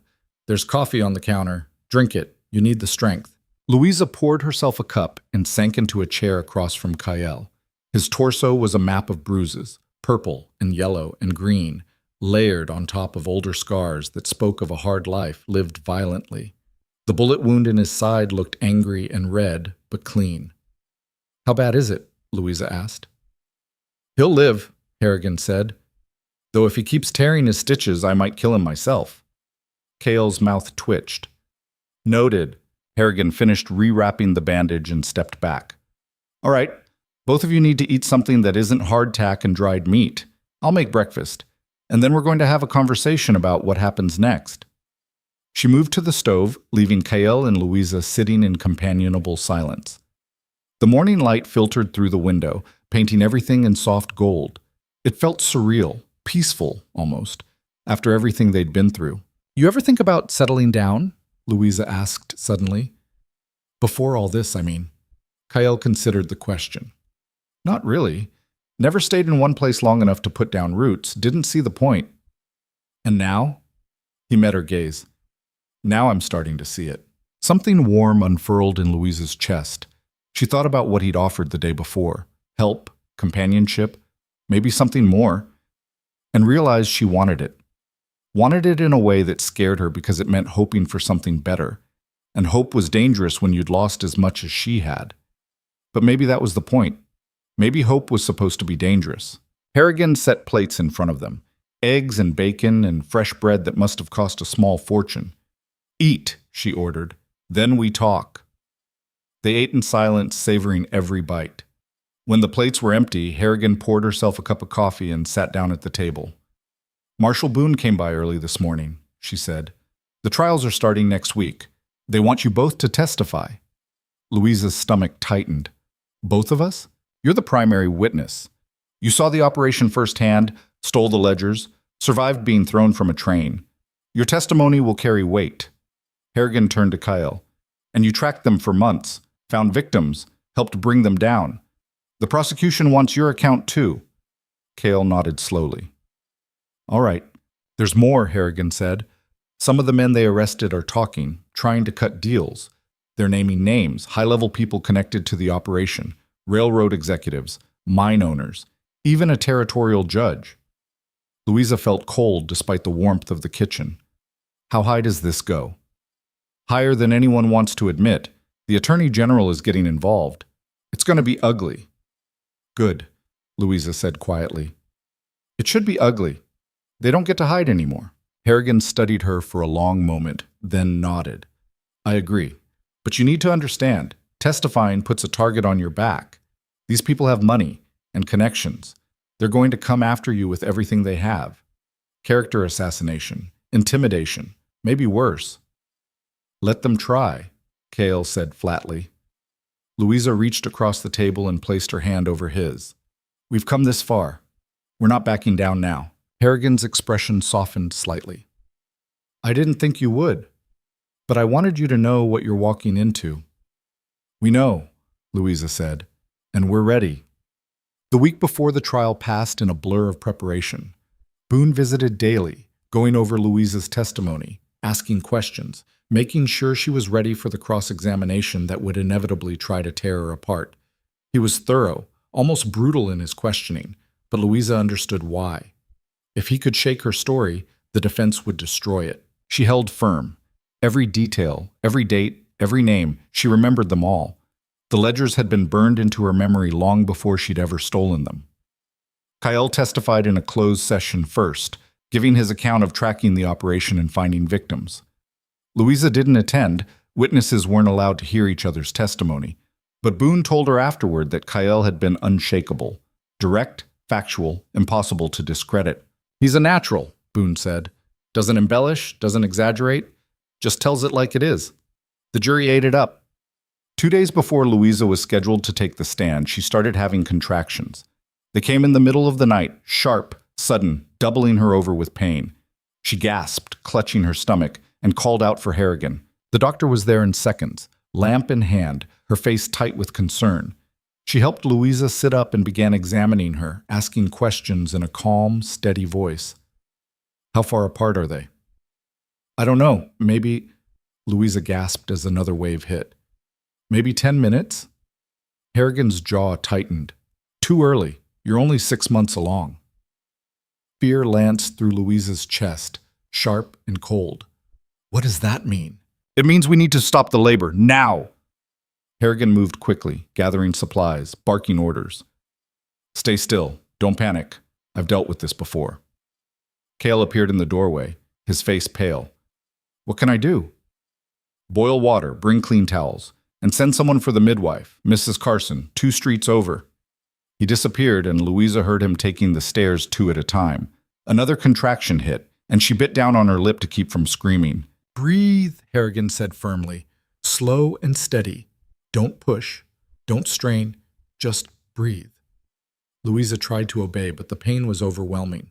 It felt like her body was tearing itself apart from the inside. She thought about the baby, that tiny flutter of life, and terror gripped her so completely she couldn't think. Is it going to be okay? She managed. Harrigan met her eyes. I don't know, but I'm going to do everything I can. The next 12 hours were the longest of Louisa's life. Harrigan and Mrs. Carson worked tirelessly, administering herbs to slow the contractions, keeping Louisa flat on her back, monitoring her constantly. Cale stayed downstairs, pacing like a caged animal, occasionally bringing whatever the women needed. By dawn, the contractions had slowed. By noon, they'd stopped entirely. Louisa lay exhausted and drenched in sweat, her hand pressed to her stomach, feeling for movement. There. Faint, but there. She started crying then, great heaving sobs that she couldn't control. Relief and fear and exhaustion all crashed together, and she couldn't hold it back anymore. Harrigan sat beside her, gripping her hand. The baby's still there, still fighting, just like you. I can't lose it, Louisa whispered. I can't. It's all I have left. You have more than you think. Harrigan's voice was gentle but firm. But that baby needs you to take care of yourself. No more running, no more pushing yourself past your limits. You rest, you eat, you heal. Understand? Louisa nodded, too exhausted to argue. Good. Now sleep. I'll stay right here. Louisa closed her eyes and let herself drift, Harrigan's hand still wrapped around hers. She didn't testify 2 days later. Boone postponed her appearance, citing medical complications, and the judge allowed it over the defense's objections. The trial continued without her, other witnesses stepping up to fill the gap. The freed women, the marshals who'd raided the camp, experts who'd examined the ledgers. Louisa listened to summaries from her bed, feeling useless and angry. She'd survived everything, the train, the fall, the escape, the raid, only to be sidelined by her own body. Cale sat with her most evenings, reading newspaper accounts of the trial aloud. The prosecution was building a damning case. The defense was flailing, trying to discredit witnesses, but the evidence was too overwhelming. They're going to convict them, Cale said one night, even without your testimony. That's not the point. Louisa's voice was sharp. I need to be there. I need to look them in the eye and tell the world what they did. You will, when you're ready. What if I'm never ready? Cale set down the newspaper and leaned forward. Then you'll do it anyway, because that's who you are. Louisa wanted to believe him, wanted to believe she was brave enough, strong enough, but lying in that bed, feeling every ache and pain, she felt anything but strong. I'm scared, she admitted quietly. I know, but you're still here. That's what matters. 3 weeks later, Louisa finally took the stand. She'd regained some of her strength, enough to walk into the courtroom without assistance. Harrigan had insisted on accompanying her, sitting in the front row with Cale beside her, both of them a silent show of support. The courtroom was packed. Reporters filled the back rows, scribbling notes. Spectators craned their necks to get a better look. And in the defendant's box sat the men who'd orchestrated the whole operation. Garrett, the man in the gray suit whose name turned out to be Donovan, and half a dozen others. Harry Colfax's empty chair sat among them, a ghost in the proceedings. Louisa took the oath with a steady voice and sat down. The prosecutor, a sharp-eyed woman named Margaret Thorne, approached the stand. "Miss Vance, can you tell the court how you came to be involved with the defendants?" Louisa took a breath and began. She told them everything. The recruiter in Chicago, the train, the ledgers, being thrown to her death and surviving, stealing the evidence, the raid on Willow Springs. She spoke clearly, unflinchingly, meeting the eyes of the jurors as she laid out the truth. The defense attorney, a slick man in an expensive suit, tried to tear her apart during cross-examination. "Isn't it true, Miss Vance, that you were desperate? That you would have done anything for money?" "I was desperate for work, not for money gained through lies and coercion. And yet you admit to stealing private property, these so-called ledgers." "I stole evidence of a crime. There's a difference." "Is there? Or were you simply trying to save yourself?" Louisa leaned forward. "If I'd been trying to save myself, I would have run and never looked back. I came forward because women were dying, because someone had to stop it, because it was the right thing to do." The defense attorney tried several more angles, questioning her character, her memory, her motives. But Louisa held firm. By the end of her testimony, even the judge looked impressed. As she stepped down from the stand, Louisa caught Kael's eye. He nodded once, and she felt something settle in her chest. Pride, maybe, or just the satisfaction of finally being heard. The verdicts came down a week later. Guilty on all counts: trafficking, conspiracy, racketeering, murder. The sentences ranged from 20 years to life. Garrett got 30, Donovan got life. The others fell somewhere in between. Louisa sat in the courtroom and watched them led away in chains, feeling nothing, no triumph, no relief, just a hollow emptiness where all the anger had been. "It's over," Kael said quietly beside her. "Is it?" Louisa looked at him. "They're going to prison. But there are others out there doing the same thing, different names, different places. How many women are being sold right now while we sit here?" "I don't know, but we stopped these ones. That's something." Louisa wanted to believe it was enough, wanted to feel like they'd won, but all she felt was tired. The weeks after the trial were strange. Louisa stayed with Harrigan, gradually regaining her strength. Her belly had begun to swell noticeably, and the baby moved constantly now. Little kicks and flutters that reminded her why she'd fought so hard. Kyle stayed too, helping around the house, running errands, making himself useful in a dozen quiet ways. He didn't talk about leaving, neither did Louisa. One evening, as they sat on Harrigan's porch watching the sunset, Kael finally broke the silence. "I've been thinking," he said, "about what comes next." Louisa glanced at him. "And?" "There are other operations like Willow Springs, other women who need help. I could track them, stop them before they get as big as this one did." "Alone?" He hesitated. "I was thinking, when you're ready, when the baby's born and you've healed, maybe you'd want to help. Not the dangerous stuff, but you've got a good eye for detail. You see things other people miss. Could use that." Louisa turned the idea over in her mind. Part of her wanted to say no, to settle somewhere quiet and raise her child in peace.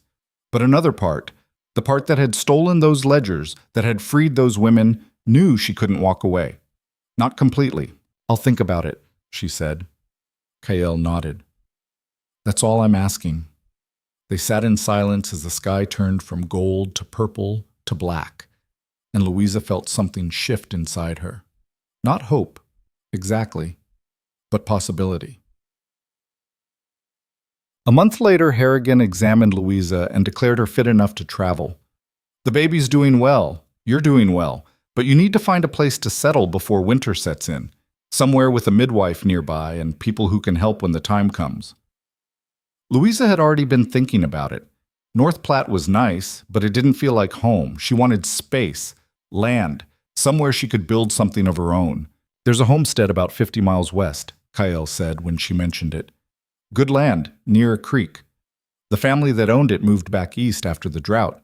It's sitting empty." "How do you know about it?" "I've been asking around." He met her gaze. "Thought you might want options." They rode out to see it a few days later, Harrigan coming along to make sure Louisa didn't overdo it. The homestead was small, a sturdy cabin, a barn that needed repairs, and 20 acres of grassland. It wasn't much, but it was a start. Louisa stood in the doorway of the cabin, looking out at the open prairie, and felt something click into place. "I want it," she said. Kael smiled. "Thought you might." What? They moved in 2 weeks later. Kael helped repair the barn and reinforce the cabin's roof. Harrigan visited weekly, bringing supplies and checking on Louisa's progress. A few of the freed women from Willow Springs stopped by, offering help and companionship.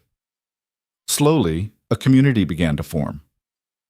Louisa worked carefully, not pushing herself but not hiding either. She planted a small vegetable garden, repaired furniture, began making plans for the future. At night, she and Kael sat by the fire, talking about everything and nothing.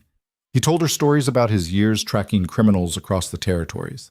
She told him about her life before Chicago, before her husband, when she'd been just a girl with dreams of something more. "Do you regret it?" Kael asked one night. "Coming west?" Louisa thought about it, about the train and the fall and everything that had happened since, about the life she'd lost and the one she was building. "No," she said finally. "I regret what happened, but I don't regret surviving it."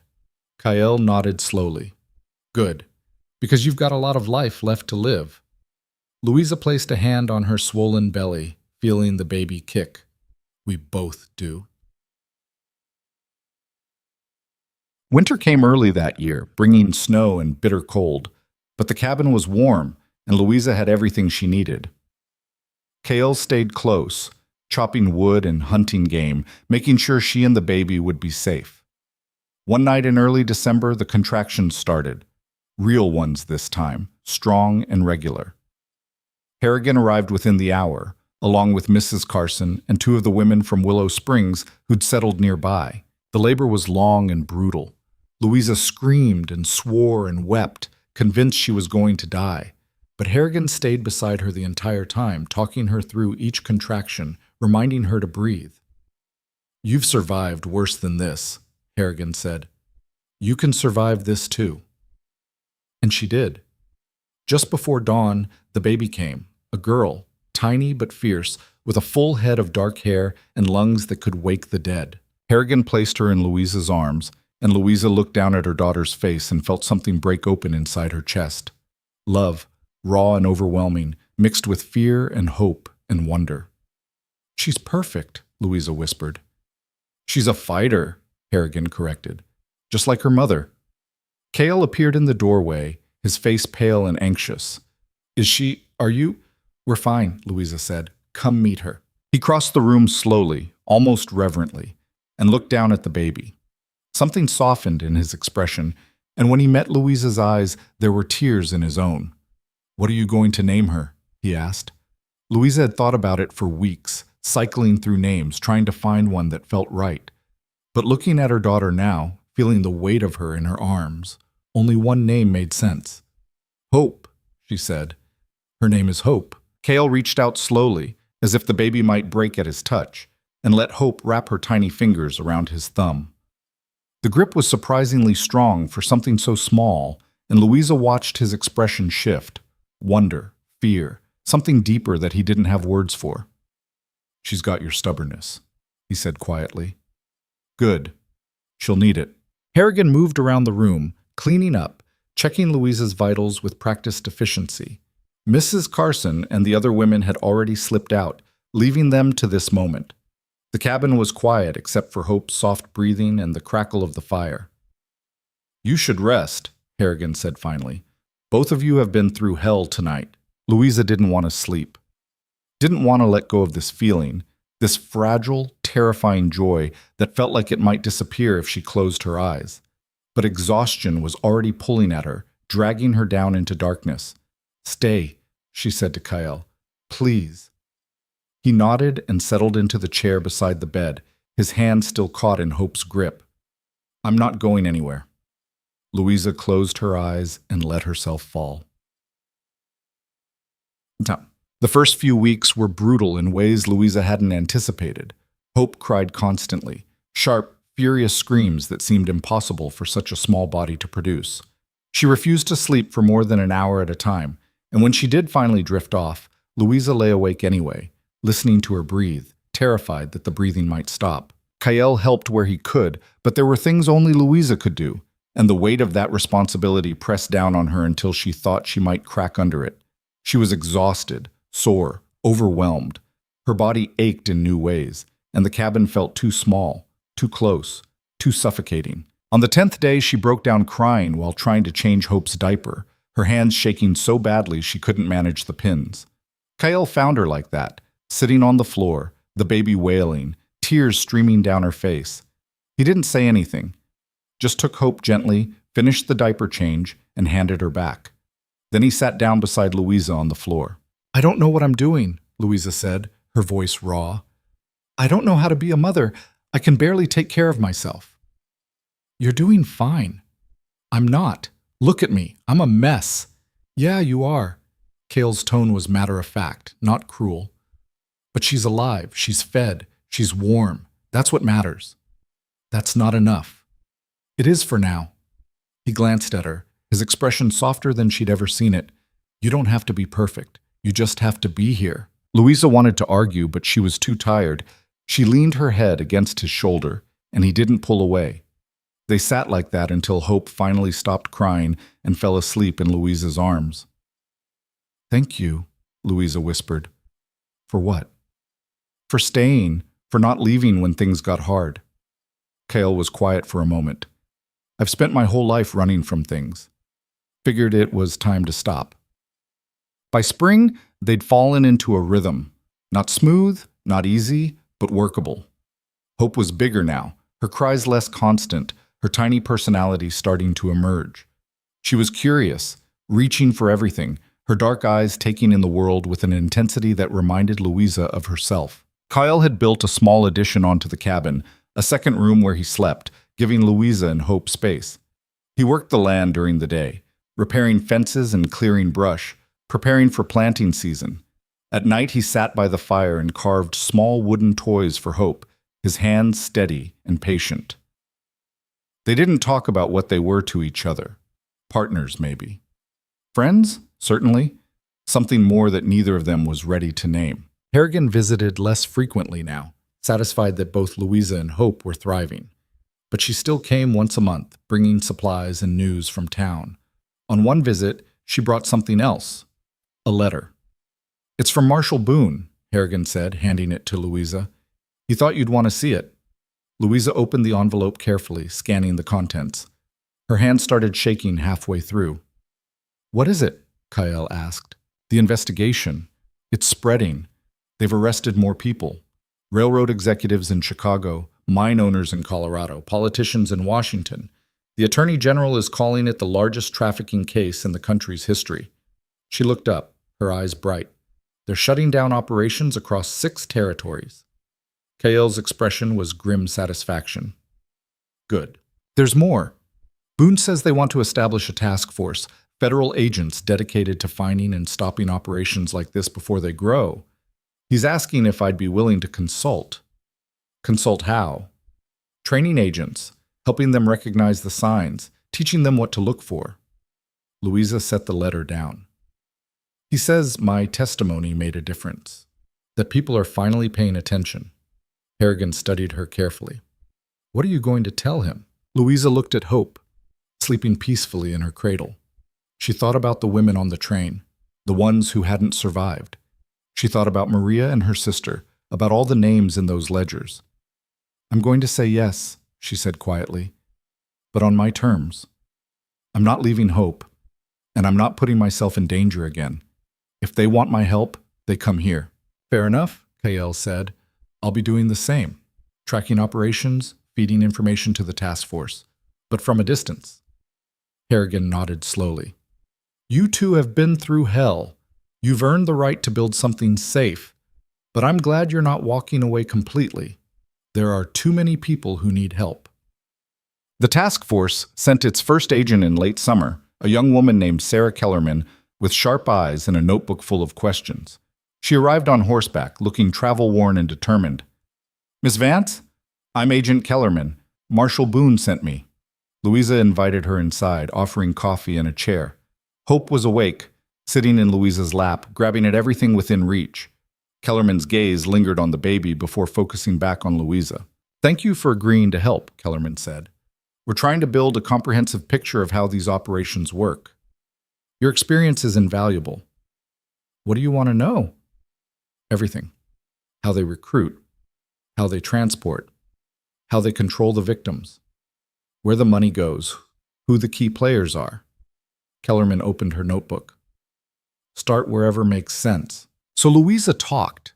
She walked Kellerman through every detail she could remember, the promises, the threats, the systematic way they broke women down until resistance seemed impossible. She described the ledgers, the network of buyers, the corruption that allowed it all to function. Kellerman took notes furiously, asking clarifying questions, pushing for specifics. By the time they finished, hours had passed and the sun was setting. This is incredible, Kellerman said. Most victims can't talk about what happened to them. They're too traumatized, too scared, but you remember everything. I remember because I have to, Louisa said. Forgetting would be easier, but it wouldn't help anyone. Kellerman closed her notebook. We're going to stop them. All of them. I promise you that.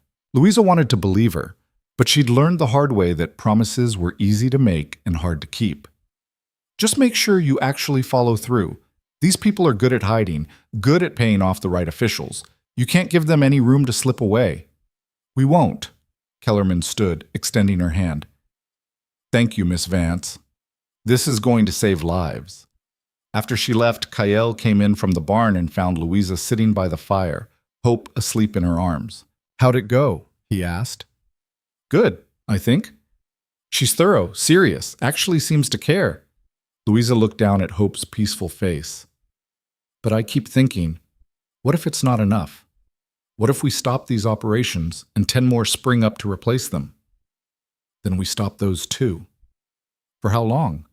The rest of our lives? Kael sat down beside her. Maybe. Or maybe we teach enough people to recognize the signs that it becomes harder for these operations to exist. Maybe we make it so the next girl who gets recruited has someone looking out for her before it's too late. That's a lot of maybes. It's all we've got. Louisa knew he was right. They couldn't save everyone, couldn't undo the past, but they could try to make the future different, and that had to be enough. Over the next year, more agents came. Some stayed for days, learning everything Louisa and Kael could teach them.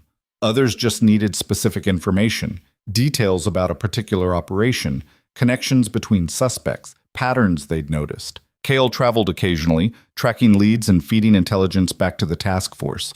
He was good at it, patient, methodical, invisible when he needed to be. Twice he helped dismantle operations before they could fully establish themselves. Once he found 3 girls locked in a basement in Cheyenne and got them out before anyone knew he'd been there. Each time he came home, Louisa saw the weight of it in his eyes. The things he'd seen, the people he couldn't save. But he never talked about it unless she asked, and even then, he kept it brief. I found them, he'd say. Got them out. That's what matters. She understood.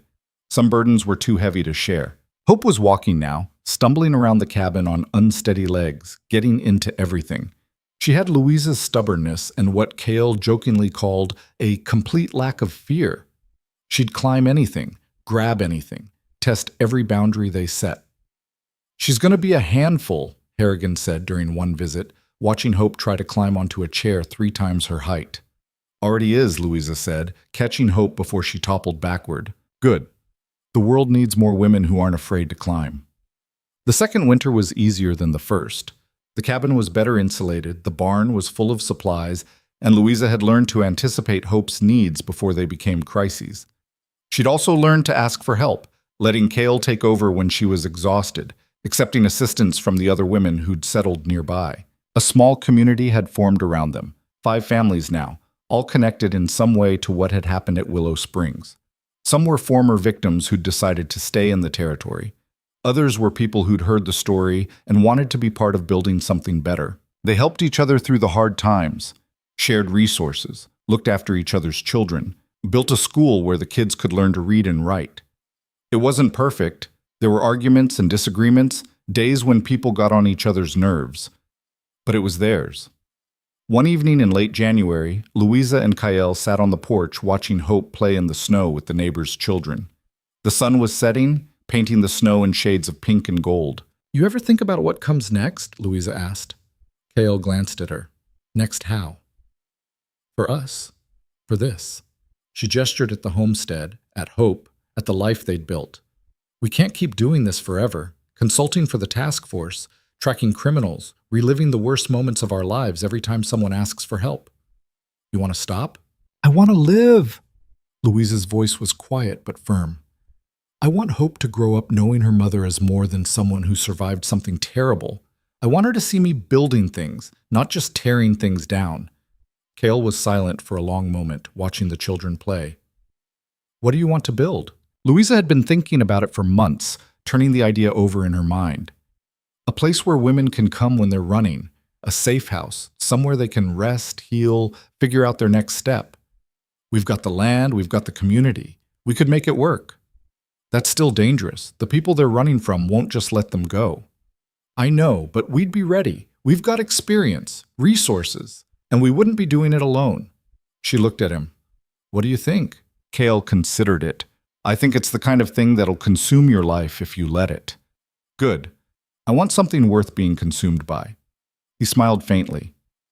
Then let's do it. Boom. Building the safe house took 6 months and help from everyone in the community. They converted the barn into sleeping quarters, built a separate kitchen and common room, installed locks and reinforced doors. Cale taught several of the men how to shoot and patrol the property. Louisa organized schedules, supply chains, communication networks. Word spread quietly through underground channels. Women helping women, whispered information passed along safe routes. By the time they opened, 3 women were already waiting. The first was named Clara. She was 19, pregnant, running from a man who'd bought her at an auction in St. Louis. She arrived at night, half frozen, terrified that he'd followed her. Louisa brought her inside, wrapped her in blankets, fed her hot soup. You're safe here, she said. We won't let him take you. Clara looked at her with hollow eyes. Everyone says that. It's never true. It is this time.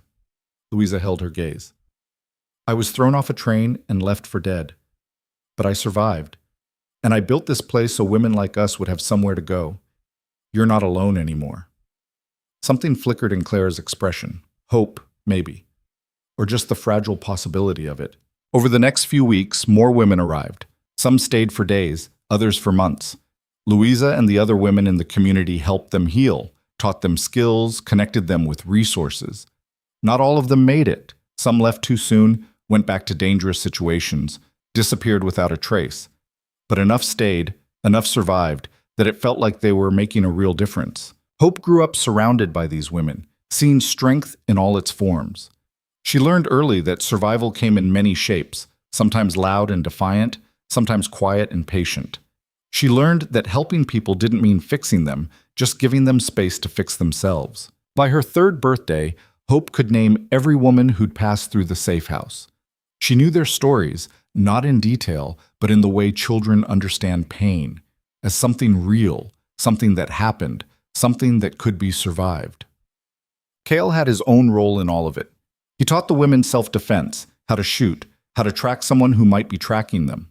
But more than that, he listened. He didn't try to solve their problems or tell them what to do.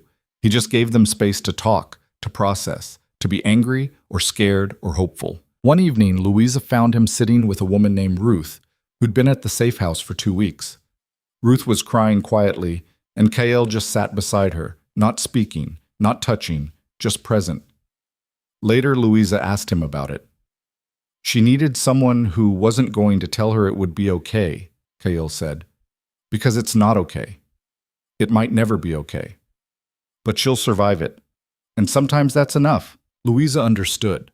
They'd both learned that survival wasn't about being okay. It was about waking up the next day and deciding to keep going. 4 years after Hope was born, Marshall Boone visited the homestead. He'd aged since Louisa had last seen him, more gray in his hair, deeper lines around his eyes, but his presence was still commanding. "Miss Vance?" he said, removing his hat. "Or should I say Mrs. Redhawk?" Louisa blinked in surprise, then laughed. "It's still Miss Vance. Where'd you hear that?" "Rumor mill. Figured I'd check." He glanced around the property, taking in the barn, the houses, the children playing in the yard. "You've built something impressive here." "We've tried. I'm not just talking about the safe house. Though that's part of it. Boone pulled a folder from his saddlebag. The task force has dismantled 43 trafficking operations in the past 4 years, freed over 300 women, arrested more than 200 men, including some very powerful people who thought they were untouchable. Louisa felt something tighten in her chest. That's good. It is. And a lot of it started with what you did. The evidence you brought, the testimony you gave, the training you've provided. You changed the way we approach these cases. He handed her the folder. This is a formal commendation from the Attorney General, recognition for your contributions. Louisa opened the folder and scanned the official-looking document inside. It was full of formal language and official seals, but what caught her attention was the signature at the bottom. They want me to come to Washington, she said, looking up. Give a speech, accept the award in person. They do, but I told them you probably wouldn't be interested. Boone's expression was knowing. You're not the type who cares about awards. No, I'm not. Louisa closed the folder and handed it back. Tell them I appreciate the recognition, but I've got work to do here. Boone smiled faintly. I thought you'd say that. He tucked the folder away. For what it's worth, I think you're doing more good here than you ever could in Washington. I hope so. After he left, Louisa stood on the porch, watching Hope chase chickens around the yard. The girl was fearless, laughing as the birds scattered, her dark hair flying behind her. She looked so much like her father, the husband Louisa had lost in that Chicago factory fire, a man Hope would never know. But she was also her own person, strong, stubborn, unafraid, and that was enough. Cale came up beside her, his presence familiar and steady. You okay? Yeah, just thinking. About what? About how far we've come. Louisa glanced at him. 5 years ago, I was thrown off a train and left for dead. Now I'm standing here watching my daughter play, knowing we've helped dozens of women escape the same fate. It doesn't feel real sometimes. It's real. Cale's voice was quiet. You made it real. Louisa reached out and took his hand. He didn't pull away. They stood like that, watching Hope, and Louisa felt something settle in her chest. Not peace, exactly. She'd learned that peace was a luxury people like them didn't get, but something close. Contentment, maybe. Or just the knowledge that they'd done something that mattered. The years passed in a blur of seasons. Hope grew taller, smarter, more capable. She learned to read and write, to ride horses, to help in the garden. She also learned about the safe house, about why the women came and what they were running from. Louisa never hid the truth from her, believing that children who understood darkness were better equipped to fight it. By the time Hope was 7, she was helping with the younger children who came through, entertaining them, making them feel safe, showing them that life could still hold joy. One day, a woman named Eliza arrived with her 5-year-old daughter, both of them bruised and terrified. The daughter refused to speak, just clung to her mother and stared at everything with wide, frightened eyes. Hope approached her slowly, holding out a wooden doll Kyle had carved. Do you want to play? She asked gently. The girl hesitated, then took the doll. Hope sat down beside her, not pushing, just being present. Within an hour, the girl was talking, halting, nervous, but talking. By the end of the day, she was laughing. Louisa watched from the doorway, her throat tight. This was what they'd built. Not just a safe house, a place where people could remember how to be human. When Hope turned 10, she asked the question Louisa had been dreading. Why don't I have a father? They were sitting on the porch, shelling peas, the evening sun casting long shadows across the yard. Kyle was in the barn, out of earshot.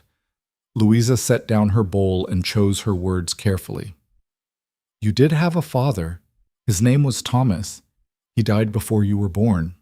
How? A factory fire. It was an accident. Hope was quiet for a moment, processing. Do you miss him? I do. But it's been a long time, and I've built a different life since then. With Kyle? With Kyle, yes. And with you, and with everyone here. Hope looked toward the barn where they could hear Kyle working. Is Kyle my father now? Louisa thought about it. Kyle had been there for every moment of Hope's life, had taught her to ride, carved her toys, bandaged her scraped knees. He'd never asked to be called father, never tried to replace Thomas, but he'd been present in ways that mattered. That's up to you, Louisa said. Kyle cares about you. He's been part of your life since the day you were born. But you get to decide what that means." Hope nodded slowly, then went back to shelling peas. The conversation was over, but Louisa knew it would come up again. These things always did. That night after Hope was asleep, Louisa found Kyle sitting by the fire, whittling a new piece of wood. "Hope asked about her father today," she said, settling into the chair beside him. Cale's hands paused. "What did you tell her?" "The truth. That Thomas died. That she's got a whole community looking out for her." Louisa paused. "She asked if you were her father now." Cale set down the knife, his expression unreadable. "What did you say?" "That it was up to her." He was quiet for a long time, staring into the fire. "I never wanted to replace him." "I know, but you've been here. You've been her family. That counts for something." "Does it count as enough?" Louisa reached over and took his hand. "It counts as everything." The following spring brought news that sent ripples through the entire territory. The federal government had passed new legislation, the Trafficking Prevention Act, establishing permanent task forces, mandatory reporting requirements, and harsh penalties for anyone involved in buying or selling human beings. It was the most comprehensive anti-trafficking law in the country's history. Marshal Boone brought a copy of the legislation to the homestead himself. "You did this," he said, handing the document to Louisa. "Your testimony, your work with the task force. It all led to this." Louisa read through the provisions, her chest tight. Protections for victims, resources for survivors, real consequences for perpetrators. It wasn't perfect, no law was, but it was a start. "How long until it takes effect?" she asked. "Already has. Been in force for 2 weeks now." Boone's expression was satisfied. "We've already arrested 14 men under the new statutes, and we've got dozens more under investigation." Kyle leaned against the doorframe, arms crossed. "It's a good law, but laws don't stop men who think they're above them." "No," Boone agreed, "but they make it harder to hide, and that's something." And then, that summer, Louisa and Kyle finally got married. It wasn't a grand affair, just a simple ceremony on the homestead with their community gathered around them. Hope stood between them, holding both their hands, beaming with pride. Harrigan officiated, her voice steady and sure as she spoke about survival and strength and building something lasting from the ashes of the past. It wasn't a traditional ceremony, but it fit them perfectly. Afterward, they had a celebration, music and dancing and food that everyone had contributed to. The women from the safe house joined in, laughing and talking, letting themselves have one night of pure joy. As the sun set and the music continued, Louisa stood at the edge of the gathering, watching. Hope was dancing with Kyle, standing on his feet as he spun her around. The freed women were talking in small groups, their faces relaxed in ways they hadn't been when they'd first arrived. The community they'd built was alive, thriving, real. Harrigan came up beside her. "You've done good work here, Louisa." "We've done good work," Louisa corrected. "All of us." "True. But it started with you, with your refusal to stay silent." Harrigan's expression was thoughtful. "My daughter, the one I never found. I like to think she would have ended up someplace like this if she'd survived. Someplace where people cared, where she could heal. I'm sorry you never found her." "I am too. But helping you, helping all of them, it's given me something. Purpose, maybe? Or just the feeling that her death meant something." Louisa understood. They'd all lost something. But from that loss, they'd built something worth having. 10 years after Hope was born, the safe house had helped over 200 women. Some had moved on, building new lives in different places. Others had stayed, becoming part of the community, helping new arrivals the way they'd been helped. The task force had grown too, expanding to every territory and state. Trafficking cases were taken seriously now, investigated thoroughly, prosecuted aggressively. It wasn't perfect. There were still operations running, still women being sold. But it was better. Significantly better. Hope was almost 11 now, tall and confident, with her mother's determination and her father's quiet strength. She talked about becoming a marshal someday, about tracking down criminals and helping people. Louisa both encouraged and worried about it in equal measure. One evening, as they sat together watching the sunset, Hope asked, "Do you ever wish things had been different, that you'd never gotten on that train?" Louisa thought about it honestly. Sometimes, the easy parts of my life ended when I got on that train, but everything that matters started then too. I met Kael, I had you, I built this place. If I'd taken a different path, none of that happens. So you're glad. I'm glad I survived. I'm glad I fought back. I'm glad I built something from what happened to me instead of letting it destroy me. Louisa looked at her daughter. But I'm not glad it happened. There's a difference. Hope nodded slowly, processing. I want to help people like you did. Then you will, but on your own terms, in your own way. You don't have to follow my path. What if I want to? Then I'll support you. But I'll also remind you that there are 100 ways to help people. You get to choose which one feels right. As Hope grew older, she did choose her own path. She joined the Territorial Marshal Service at 18, the youngest woman ever accepted. Kael trained her personally, teaching her everything he knew about tracking, survival, reading people. Louisa taught her about recognizing trafficking patterns, interviewing victims, building cases that would hold up in court. She was fierce, capable, uncompromising, and she never forgot where she came from. The safe house continued to operate, now run mostly by women who'd once been residents themselves. Louisa supervised, but she'd stepped back from the daily operations, letting others take the lead. She'd done her part. Now it was time to let the next generation carry it forward. Kael had mostly retired from active tracking, though he still consulted occasionally when the task force needed his expertise.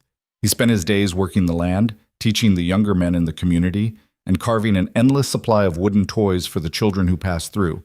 They'd built something that would outlast them. That was enough. 20 years after Louisa had been thrown from that train, she stood at the edge of the homestead and looked out over everything they'd created. The original cabin had been expanded multiple times. The barn had been rebuilt twice. The community had grown to 15 families, all connected by shared purpose and mutual support. The safe house had helped over 500 women now. The task force had dismantled hundreds of operations. The laws had been strengthened, expanded, enforced with real consequences. It wasn't perfect. There were still women being sold, still operations running in the shadows, but it was better. Measurably, demonstrably better. Hope visited regularly, bringing stories of cases she'd closed, operations she'd helped dismantle. She'd made marshal by 25, one of the youngest to achieve the rank. Louisa was proud of her in ways she couldn't fully articulate.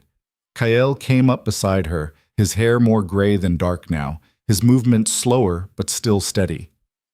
What are you thinking about? Everything, nothing. Louisa leaned against him. Just grateful, I guess, that we made it, that we built this.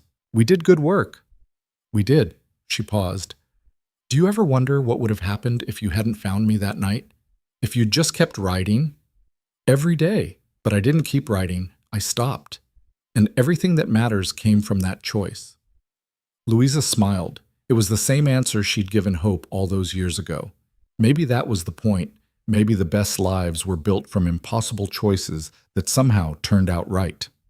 As the sun set on another day, casting the prairie in shades of gold and red, Louisa thought about all the women who'd passed through their lives, the ones who'd survived and the ones who hadn't, the ones who'd found peace and the ones still searching for it. She thought about Maria and her sister, about Clara and Ruth and Eliza, and hundreds of others whose names she'd learned and remembered. She thought about those ledgers, those brutal records of human lives reduced to numbers. They'd been destroyed in the trials, but Louisa still saw them sometimes in her dreams, still felt the weight of them in her hands. But more than that, she thought about what had been built from that evidence, the laws, the task force, the safe house, the community, all of it born from the choice to fight back, to refuse to be erased, to turn survival into something meaningful. That was the real victory.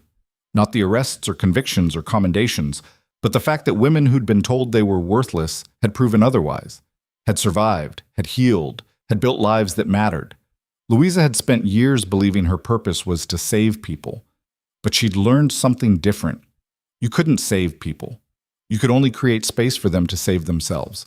And sometimes that was enough. Hope arrived as darkness fell, dismounting from her horse with practiced ease. She was taller than Louisa now, stronger, more confident. But when she hugged her mother, Louisa still felt the weight of that tiny baby she'd held in her arms 24 years ago. "I've got news," Hope said, grinning. "We shut down an operation in Denver. Big one. Freed 32 women. And we traced the money all the way to the territorial governor's office." "The governor?" "Former governor.